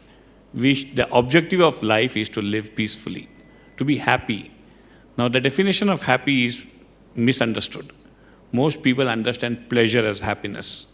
Pleasure by driving an expensive car, pleasure by having a great villa, or pleasure of, having a baby around, all these things is pleasure. But what is happiness? Where does happiness really lie? Happiness really lies in having the first piece of Mosambি when you're hungry, or a first bite when you're hungry. Probably playing with a small kid in the garden, having an early sip of tea with no tension, no phone calls, no distractions around, peacefully spending 5-10 minutes for your own self, not doing a prayer with ting, ting, ting, ting, ting, ting, 2 minutes to rush and going to office. Doing prayer in the real essence of doing prayer per se. If God exists, then it should exist inside, and it should exist in the way you do. Every procedure, there is a fashion in which we do. We don't onboard employees like a fast train, come, fatafat, fill the document and join. No, there's a procedure for everything, and there's a pattern. I seriously believe that the objective of life is not to work. I'm not saying we should not work at all. I'm saying that work has its own space. Work is a part of life. Work is equal to life is a wrong formula. So for most important point is, while we work, we should also ensure that that small piece of work that we do in our life will surely earn a bread for us only when we are passionate about it. Innovation comes through passion, and passion can come only when you are truly passionate about it from within your heart. Unless and until you are passionate about it, you won't craft a masterpiece. And to craft a masterpiece, you need not need donkey hours. You need a willing heart and a sharp inclination to innovate something. So it's a wrong myth that long hours produce miracle. No. Miracle comes in a microseconds. Can anybody say it's a cricketing world these days? Everybody in India, cricket is a religion. How many hours it takes to create a century? How many minutes or how many balls does it require to create a century? Can anybody answer this question? Anybody? Fastest century in how many balls? Sorry? 31. How many minutes it takes to deliver 31 balls? Approx? An hour? No. A century is created in a microsecond. If the batsman gets out at 99, he's not made a century. The last run that he creates a century. And that is what is all about. Creating something in microsecond in short time. Today we see Insta clips, and these clips not more than 30 seconds, 1 minute. A 45-minute video, you create a historic video, no one will see it. No one will see it. The best of the editors, the best of the movies, people will not see it. Why? Why people will not see it? Because miracles happen in short time. It's not long time. The generation is changed, the time is changed, the technology is changing.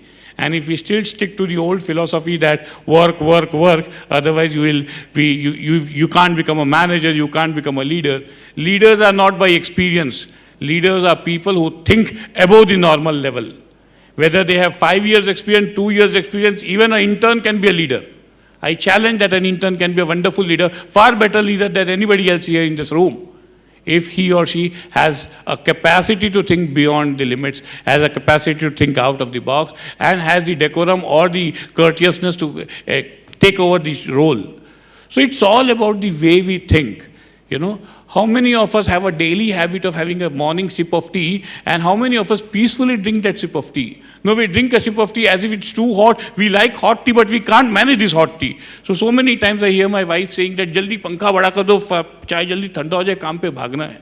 I don't know what this rush is all about. Why? Why do we have tea then in that case? Can't we peacefully sit, relax, have tea? So the objective is to find life in every action that we do in our life. Whether it's about sipping a tea, while you're sitting here, if you're here, you're enjoying. If you're not here, then it's again the same work pattern that you're behaving right now.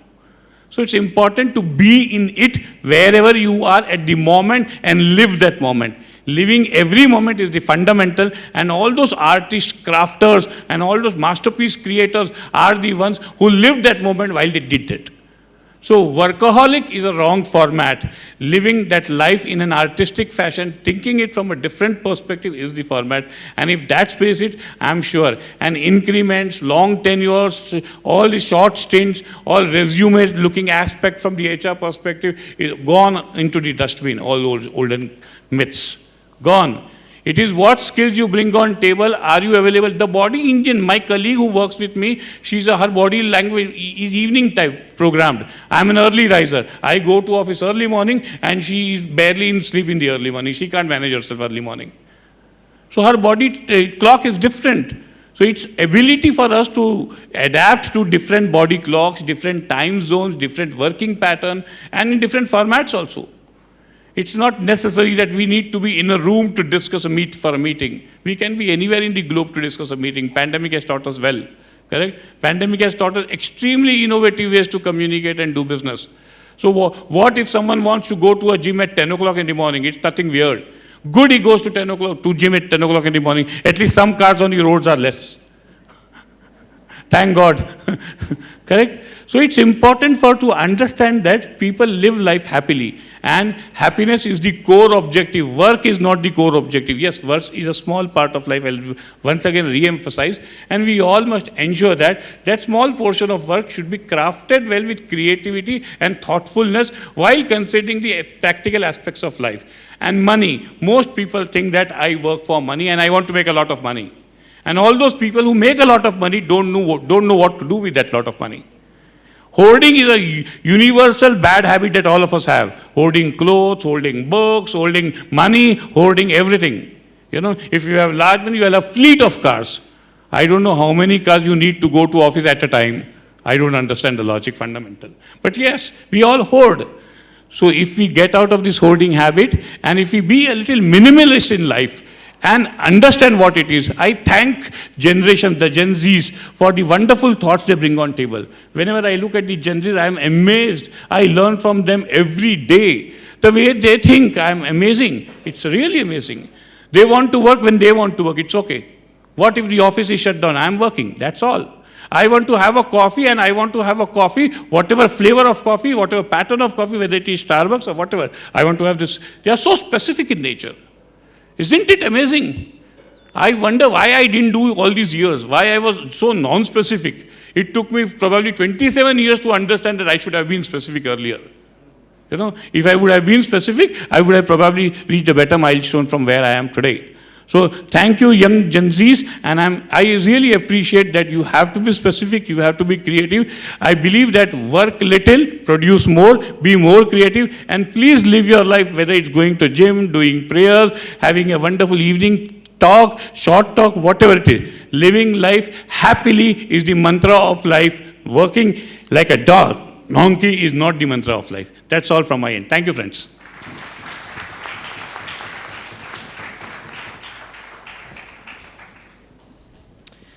That was truly an insightful exchange. The floor is now open for questions. If you have any queries for the esteemed panelists, please raise your hands.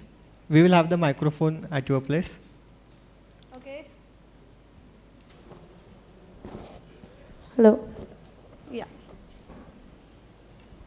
Hello. I hope I'm audible. So it was an insightful session, and I really feel motivated after listening to your thoughts. So whenever we talk about work-life balance, it is always for the employees. Does giving importance to work-life balance benefit the organization in any way? And if yes, has the corporate developed any strategy to measure the success of work-life balance initiatives? See, I worked in a factory setup for donkey years where there was a buzzer for joining and a buzzer for a break and a buzzer to go out of the shift, correct? And I always realized the last 1 hour was packing. People used to pack their bags. So the most non-productive hour in an organization is the last hour before they log out. 1 hour is waste, sheer waste. So I strongly believe that if you want to work, you work for an hour, come at your own time and be less hour but more productive. So productivity matrix is not based on long hours. Productivity matrix is higher in short hours. So even if you take short breaks or long breaks, but short stints of work hours, it's great. So organizations are graduating to it. People earlier, dual employment was a crime. Then we came at moonlighting. And now, you know, it's a culture that you can be a consultant at multiple organizations and, you know, work as per your convenience and, you know, you can make your bread and butter. So I don't think so. The old formats will run for long. Traditional organizations still may follow for a certain period of time, but they will be forced to change over a period of time. Thank you. Thank you. We can take one more question from the audience. Any more questions? You may raise your hand and we will reach out with the microphone to you. Well, on that note, we call it a close for this session. Over to you, Darshan sir. Thank you to Dr. Sudhir and Kishore for sharing their valuable perspectives and sparking such an engaging discussion. We hope this has given everyone some food for thought and practical strategies to navigate the challenges of balancing life. Thank you so much.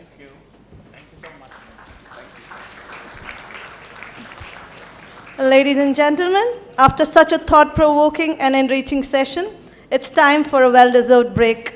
But this isn't just a break. This is your chance to recharge, network, and discuss all the incredible insights you have gathered so far. Enjoy the break, and we will see you back here soon for more exciting discussion. This is us, Professor Darshan Bagde, and Professor Nishita Desai, signing off for the day. kindly note, the event shall resume with Shonak and Nisha taking over at 6:20 as we continue to explore more on next-gen HR, of HR, for HR, by HR. On your tables, there are two placards which showcase the QRs. One shall share your pictures taken at the event today. The other one is on the participation at the international conference to be held at our institute on deep tech and its intervention in industry. Please help yourself with scanning the QR. Thank you so much, ladies and gentlemen. Now move on to a fireside chat featuring Mr. Amit Paranjpe in conversation with Mr. Advait Kurlekar on the topic, the power of networking, exploring how strategic connections, collaborations, and communities drive success in today's evolving landscape. Mr. Advait Kurlekar is an experienced management professional with over 20 years of experience in strategy, leadership development, and organizational transformation.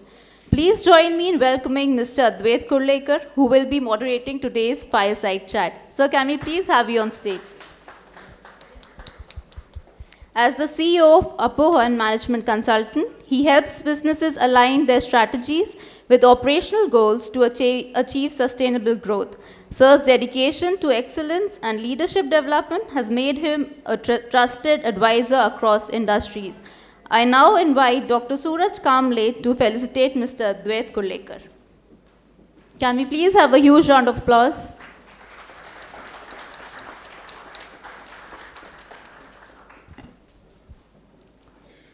Now let's turn our attention to our esteemed guest, Mr. Amit Paranjpe.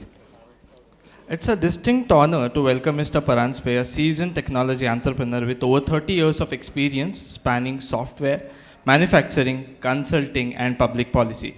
An IIT Bombay alumnus, Mr. Paranjpe co-founded ReliScore, an innovative skills assessment platform, and has played a pivotal role in mentoring startups in Pune. Notably, with more than 1 lakh followers on X, Mr. Paranjpe is followed by none other than our Honorable Prime Minister Shri Narendra Modi, a testament to his influential presence and thought leadership. Let's welcome Ms. Paranjpe sir on stage with a big round of applause. I now invite Dr. Suraj Kamble sir to felicitate Mr. Paranjpe.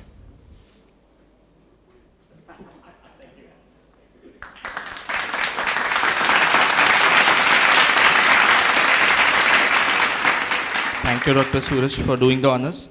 I now ask Mr. Advait to take over the session. Good evening, and Amit, I know you've had a run with your leg some time back, and thanks for coming in spite of that. No problem.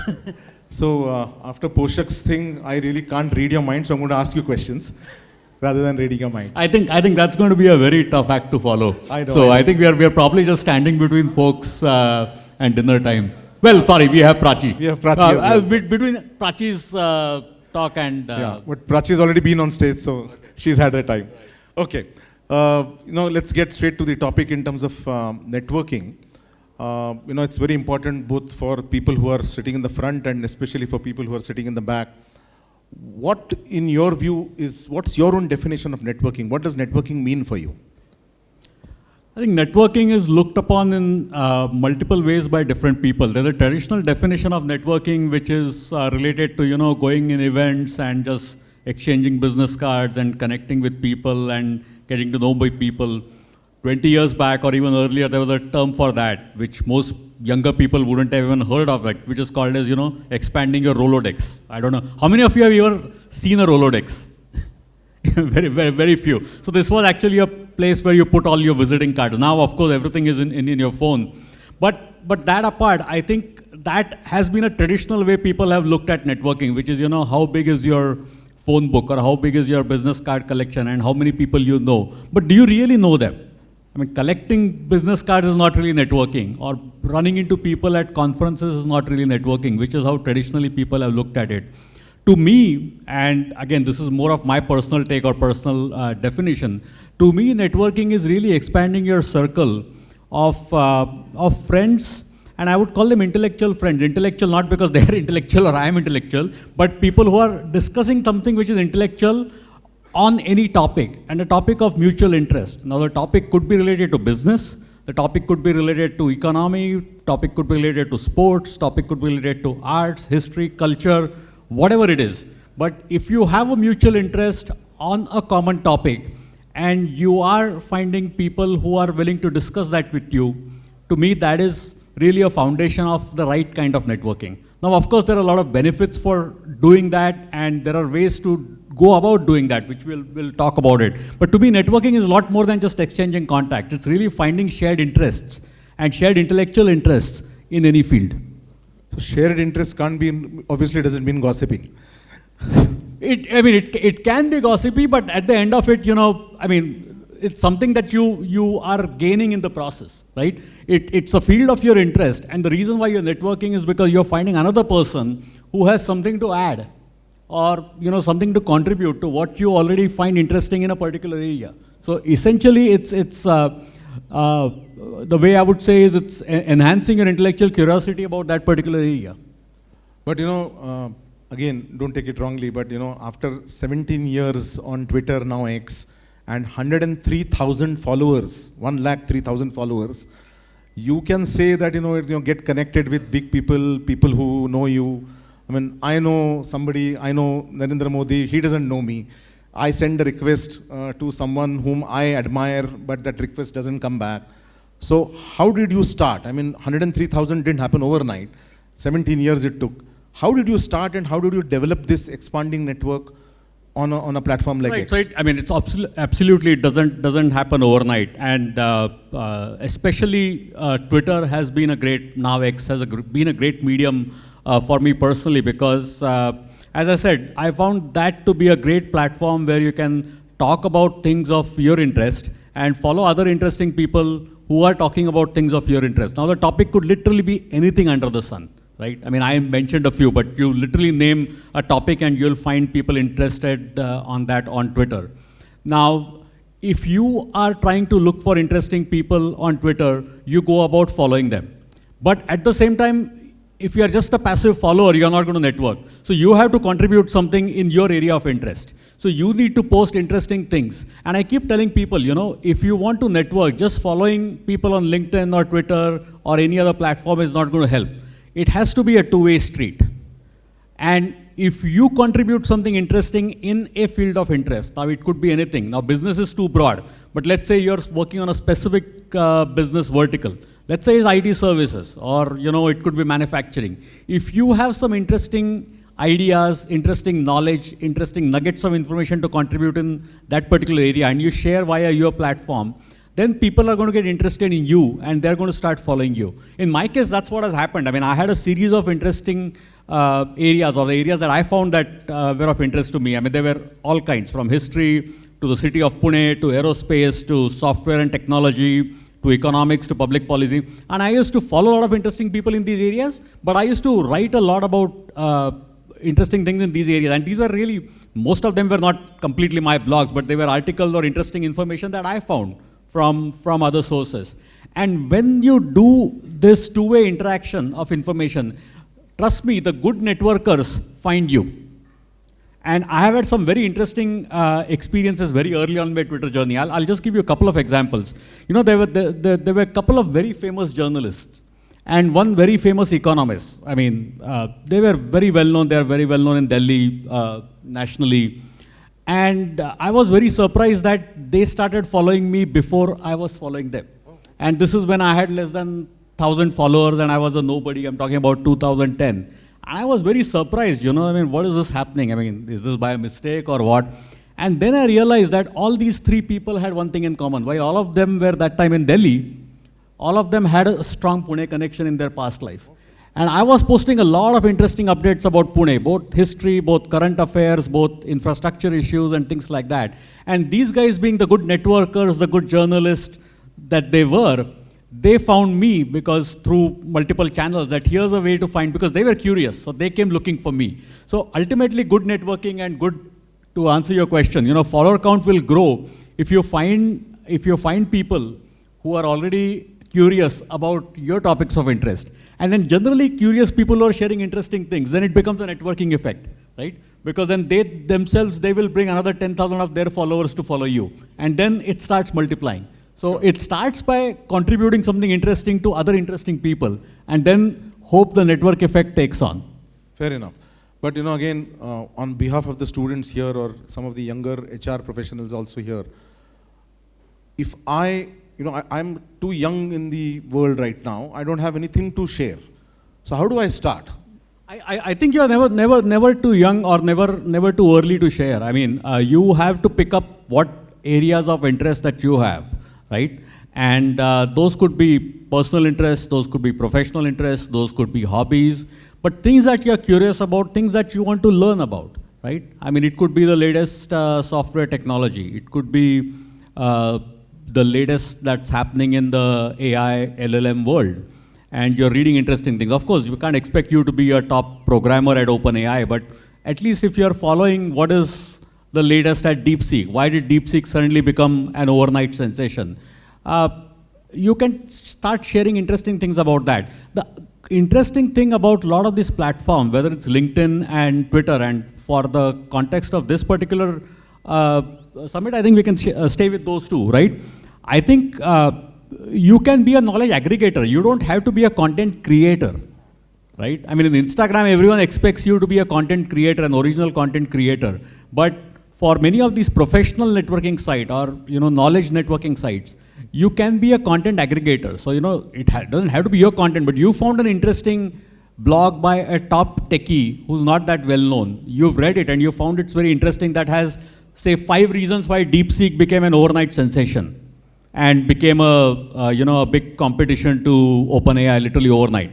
Then you share that, then you certainly attract a lot of people. So even if you are fresh out of college or even if you are in a school, I mean, trust me, there are some great Twitter accounts. I won't say that about LinkedIn, but there are some great Twitter accounts operated by students in high school, but who have done an amazing job. So if you are very clear about what your interest is and you start curating information, then in that particular area of interest, you are going to attract followers. And those followers are the ones that are going to be your, I'll call them sticky followers, right? These are the followers who later on, when you go and meet them at conferences in real life or somewhere else, they will actually interact with you. Not someone who has just given you a card. That person is most likely going to forget you in 30 seconds, the moment that person walks out of that conference hall. But if someone you have interacted with because there is some common interest, and then say 3 months down the road, 6 months down the road, or a year down the road, you meet that person on a stage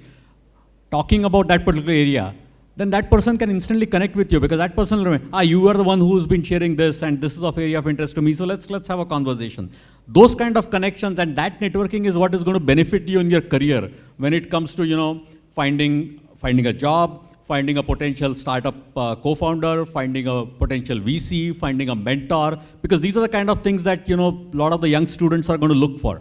So figure out a way of engaging with people with something which is unique and build your, I mean, think of it, you're almost building like your networking resume online, where it's not just I'm sharing something, but I'm interacting with these people. And I think that was one of the questions that you had mentioned, that how do I reach out to someone, right? Most of the time I'm just a student and I'm reaching out to, say, probably one of the most networked person in Pune right now in the tech and business world is Anand Deshpande, the chairman and founder of Persistent Systems, right? I mean, he's not very active on Twitter, but he's phenomenally active on LinkedIn.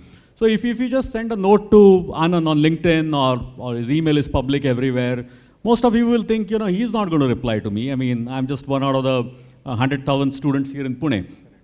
But here's a trick that I'll tell you. It's true for Anand, it's true for anyone.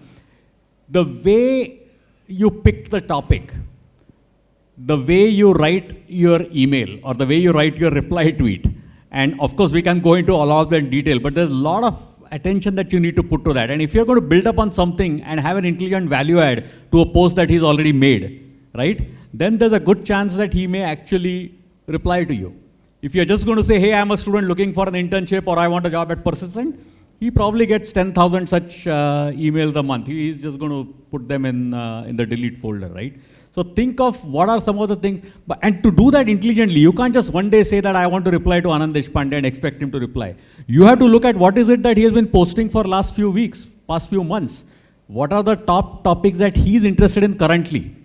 I mean, not something that he was interested in 5 years back, but what is it that he's interested currently?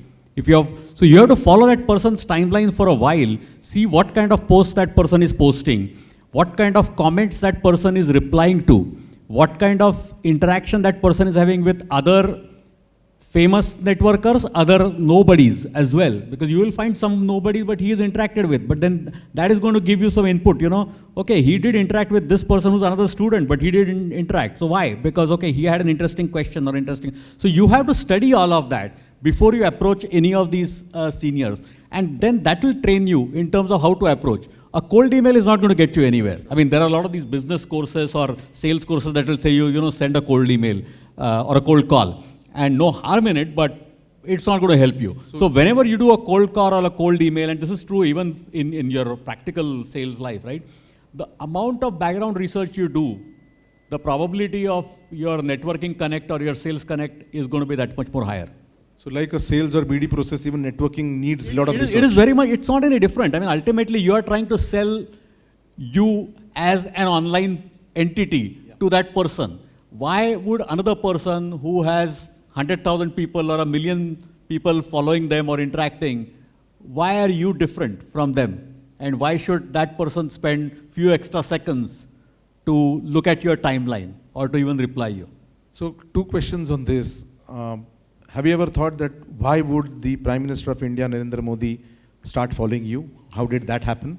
No, I think that's a question you'll have to ask him. But no, I think that was a big pleasant surprise. It happened 7-8 years back. I think the Prime Minister does follow people who are active in specific cities who talk about specific issues.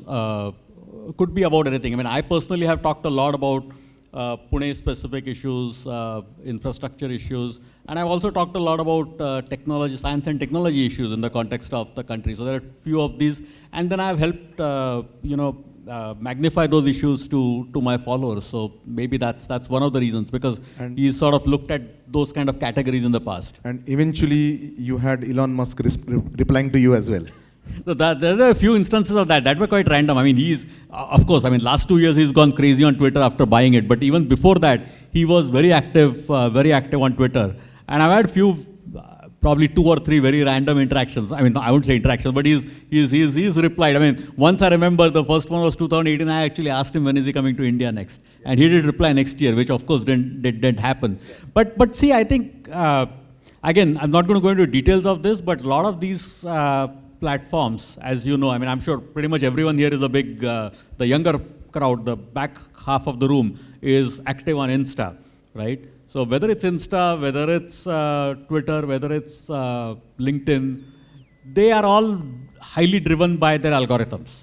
And you have to ultimately figure out some of the tricks of their algorithms as well, right? I mean, some of them are complex things in terms of what will catch attention and what tweet or what post or what reply is magnified and what is not. Like, for example, I'll just give you one example. The latest in Twitter is Musk has decided to deprioritize pure links. So you have to have a photo from that article or from a screen capture along with the link, then that tweet has a higher priority of being viewed. It's his personal choice, but that's a known algorithm, for example. So if you post a tweet with just a link, the probability of anyone reading that is significantly lower.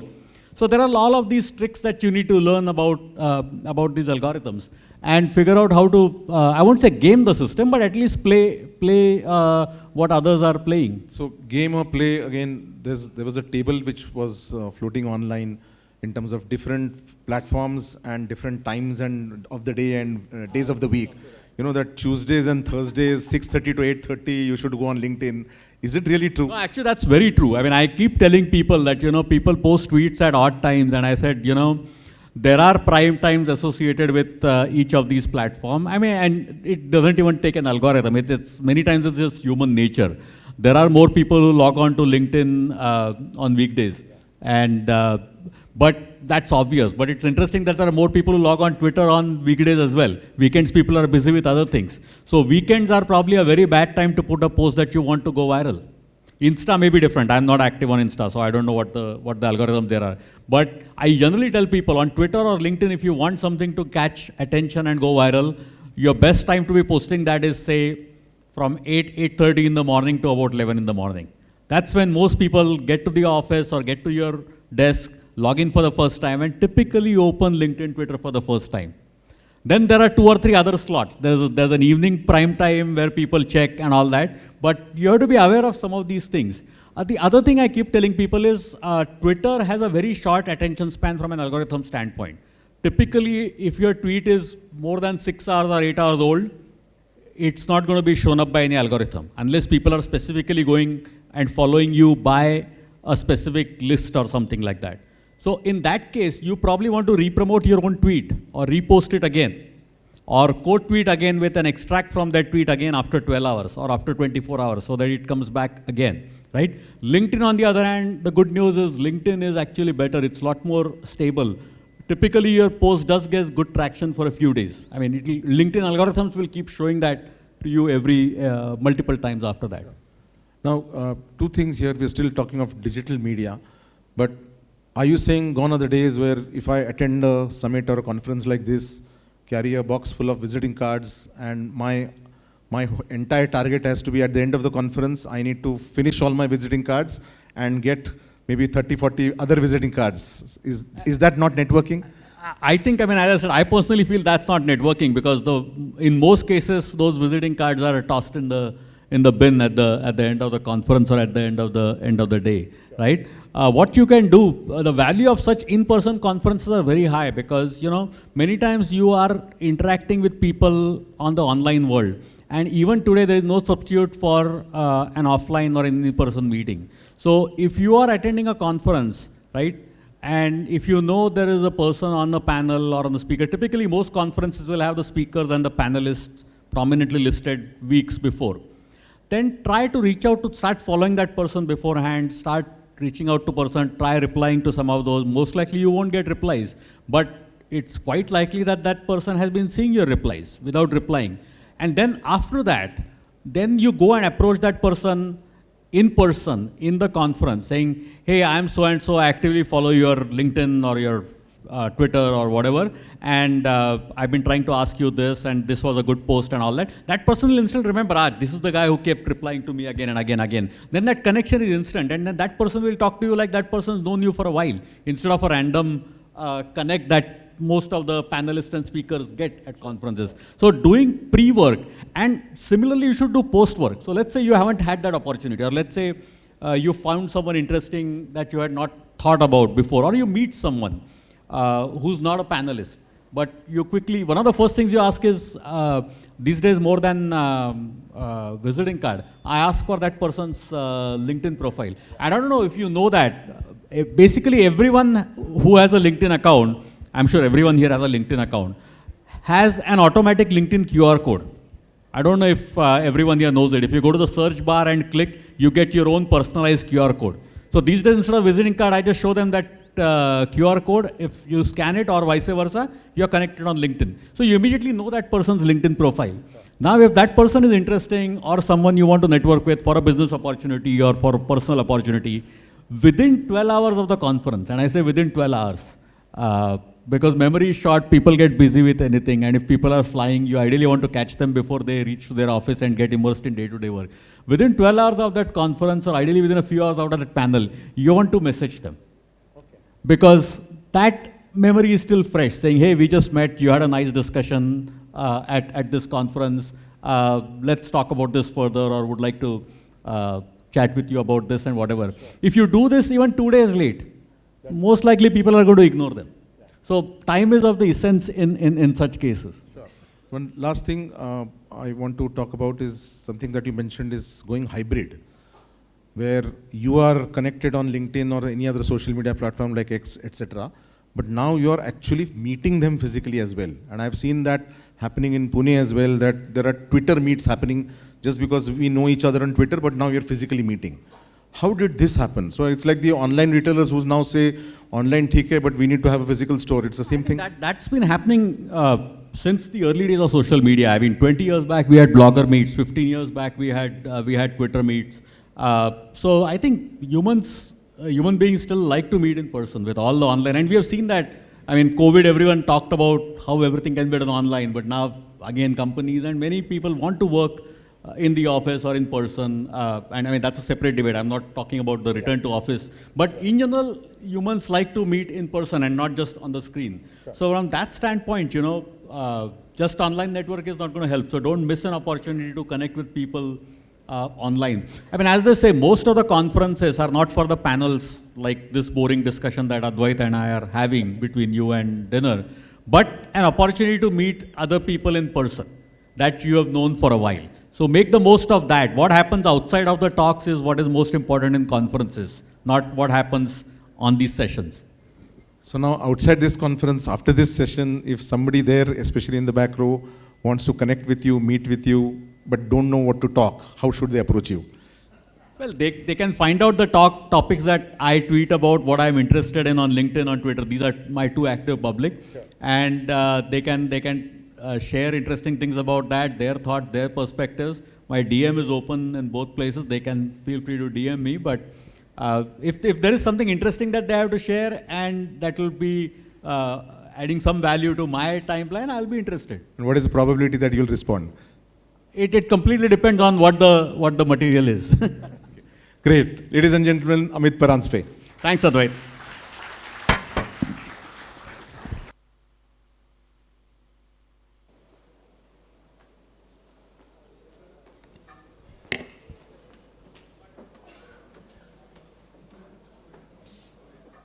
Can we hear a loud cheer for our speakers again? Thank you for the valuable insights, sir. An important instruction coming your way.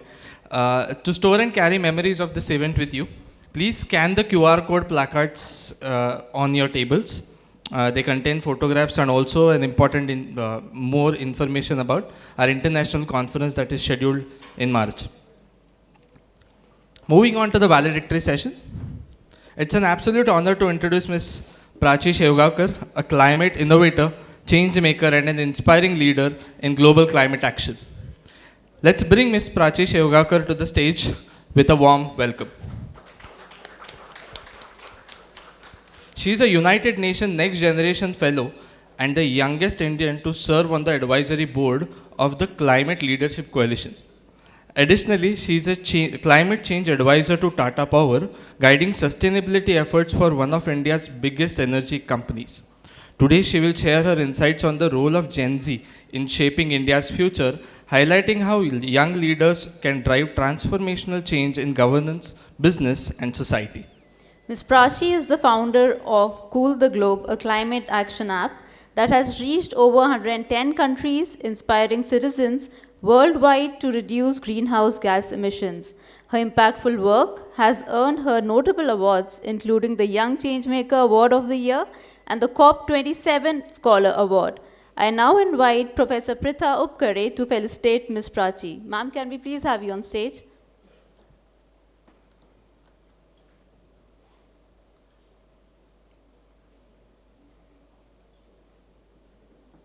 Can we please have a huge round of applause for Ms. Prachi?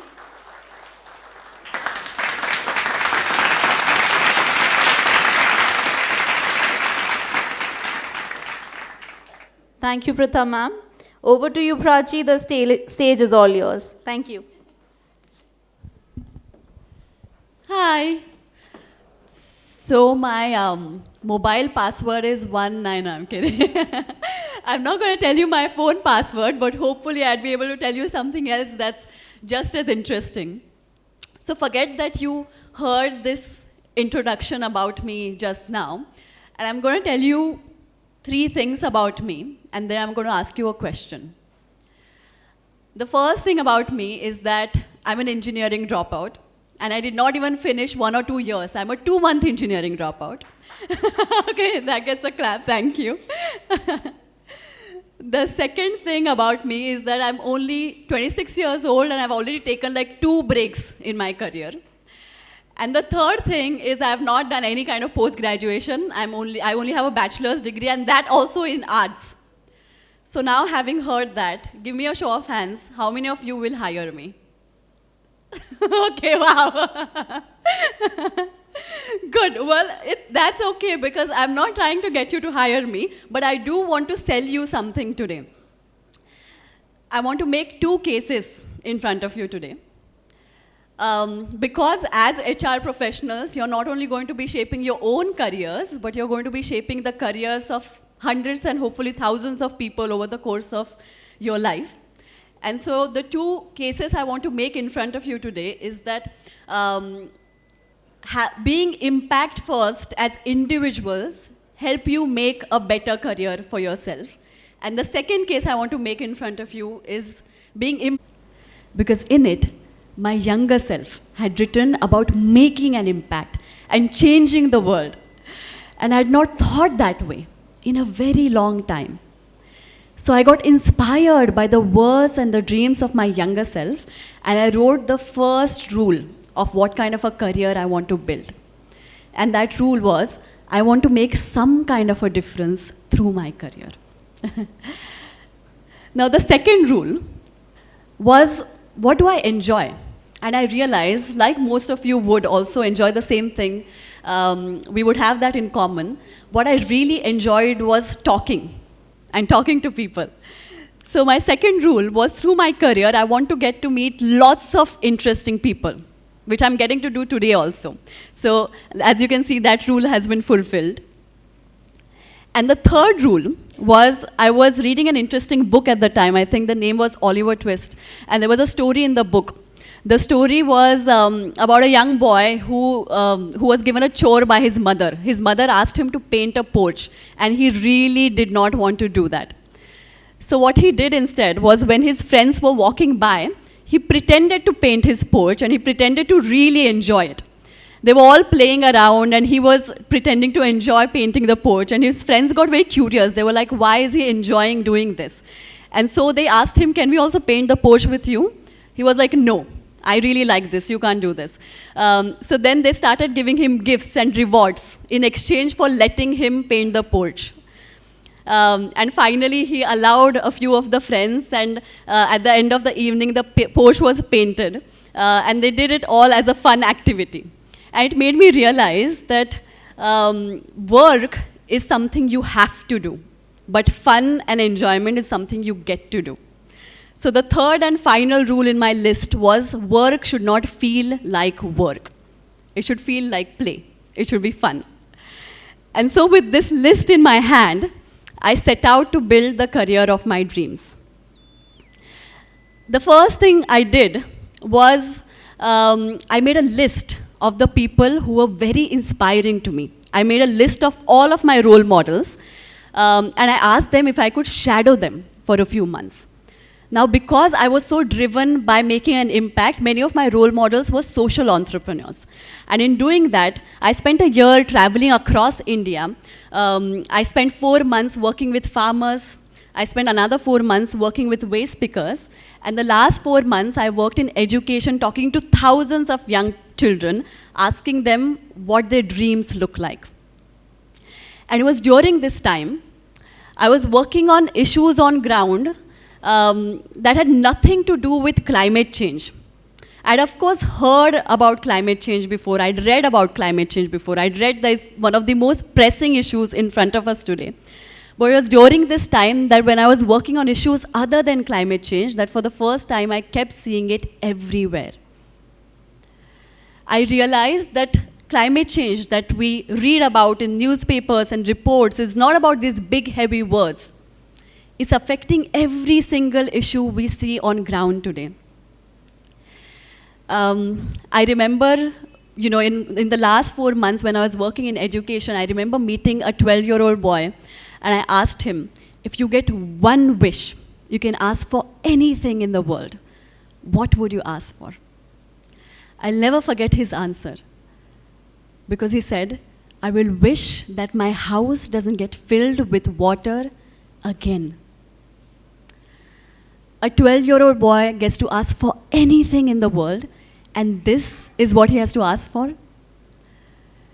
That's when I realized that when I read in newspapers about extreme weather events like floods happening more frequently, more intensely because of climate change, when I read about 13 million homes being destroyed in the floods every year, that can also mean that a bright young boy like him has to skip school and stay at home to fill buckets with water.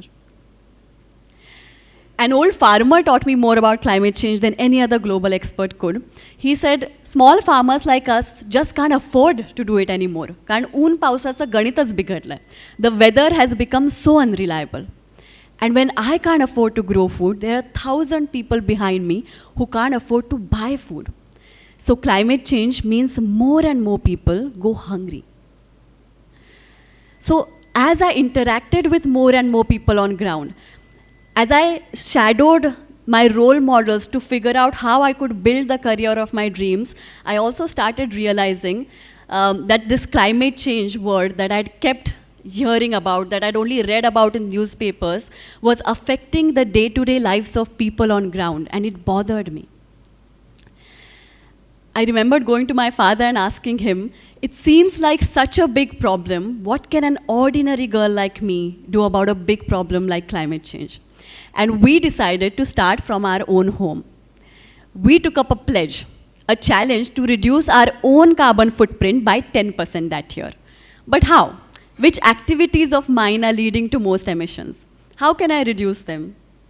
As HRs, you'd also know that you need to have KPIs in an organization. You can only change consistently what you can measure.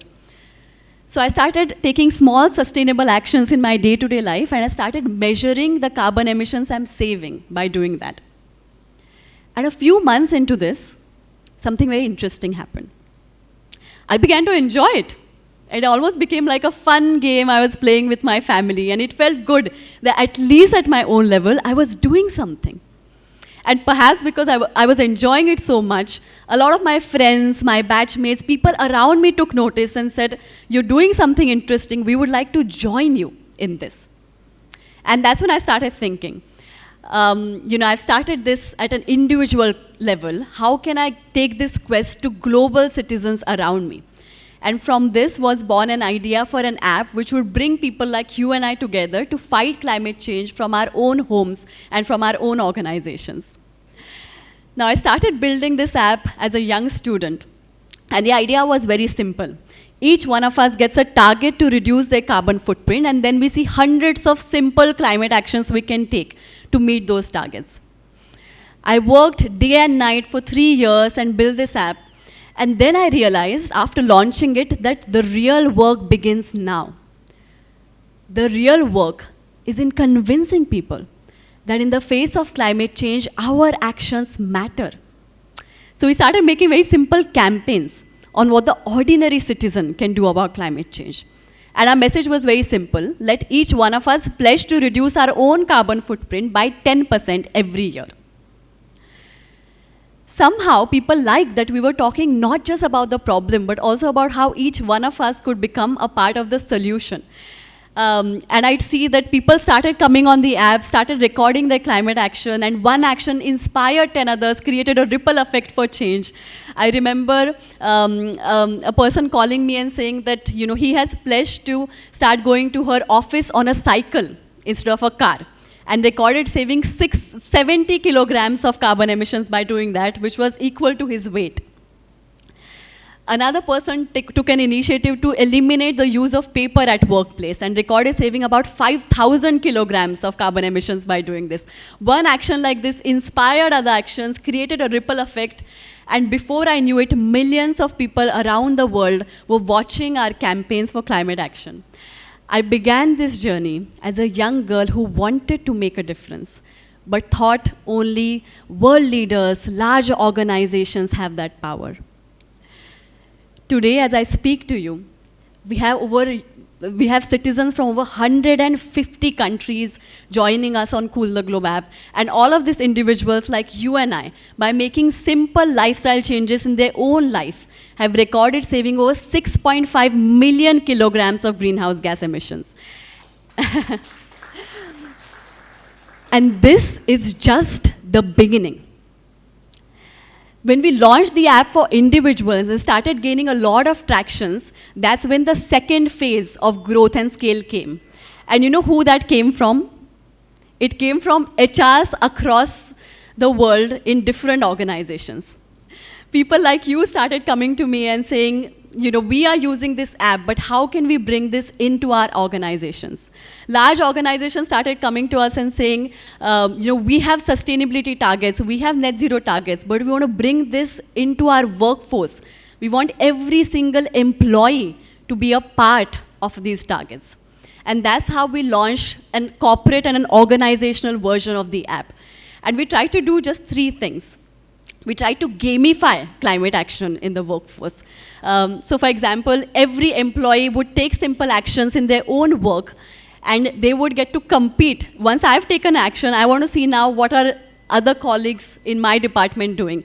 So I would see a leaderboard and get to see, am I in the top 10, am I in the top 100? I'd get to, there'll be a healthy competition between teams and individuals.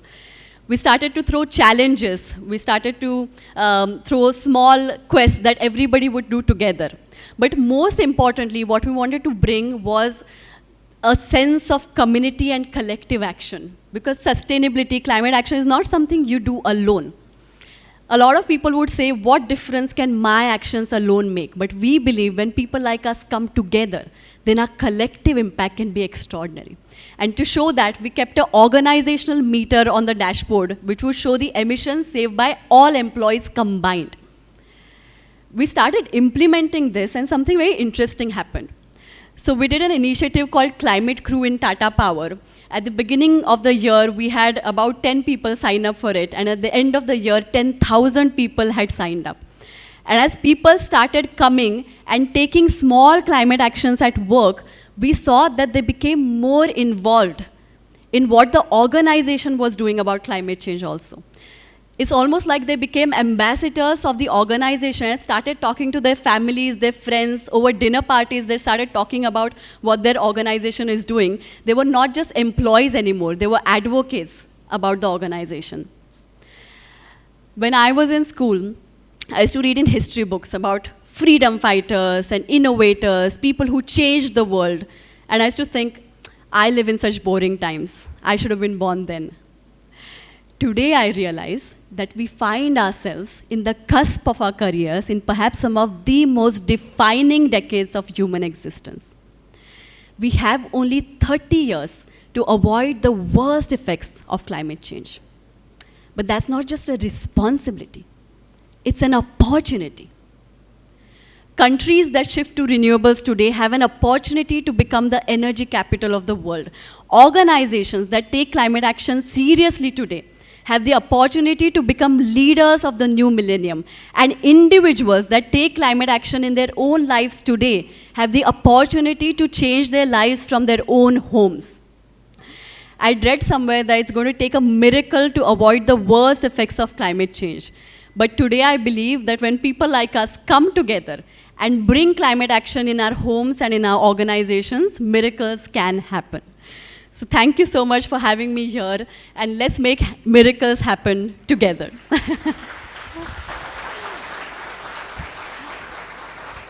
And just for being such a patient audience, my phone password is 1992. I'm going to change it today. Thank you, Prachi, for the captivating session. It has sparked fresh ideas and perspectives that will influence the way we think about the future. As we conclude this enriching IMDR HR Meet 2025, we sincerely appreciate the invaluable insights, discussions, and collaborations shaping today's sessions. Let us carry forward the spirit of learning and innovation. With great honor, I now invite Dr. Shikha Jain, Director of IMDR, to extend the vote of thanks. Ma'am, can we please have you on stage?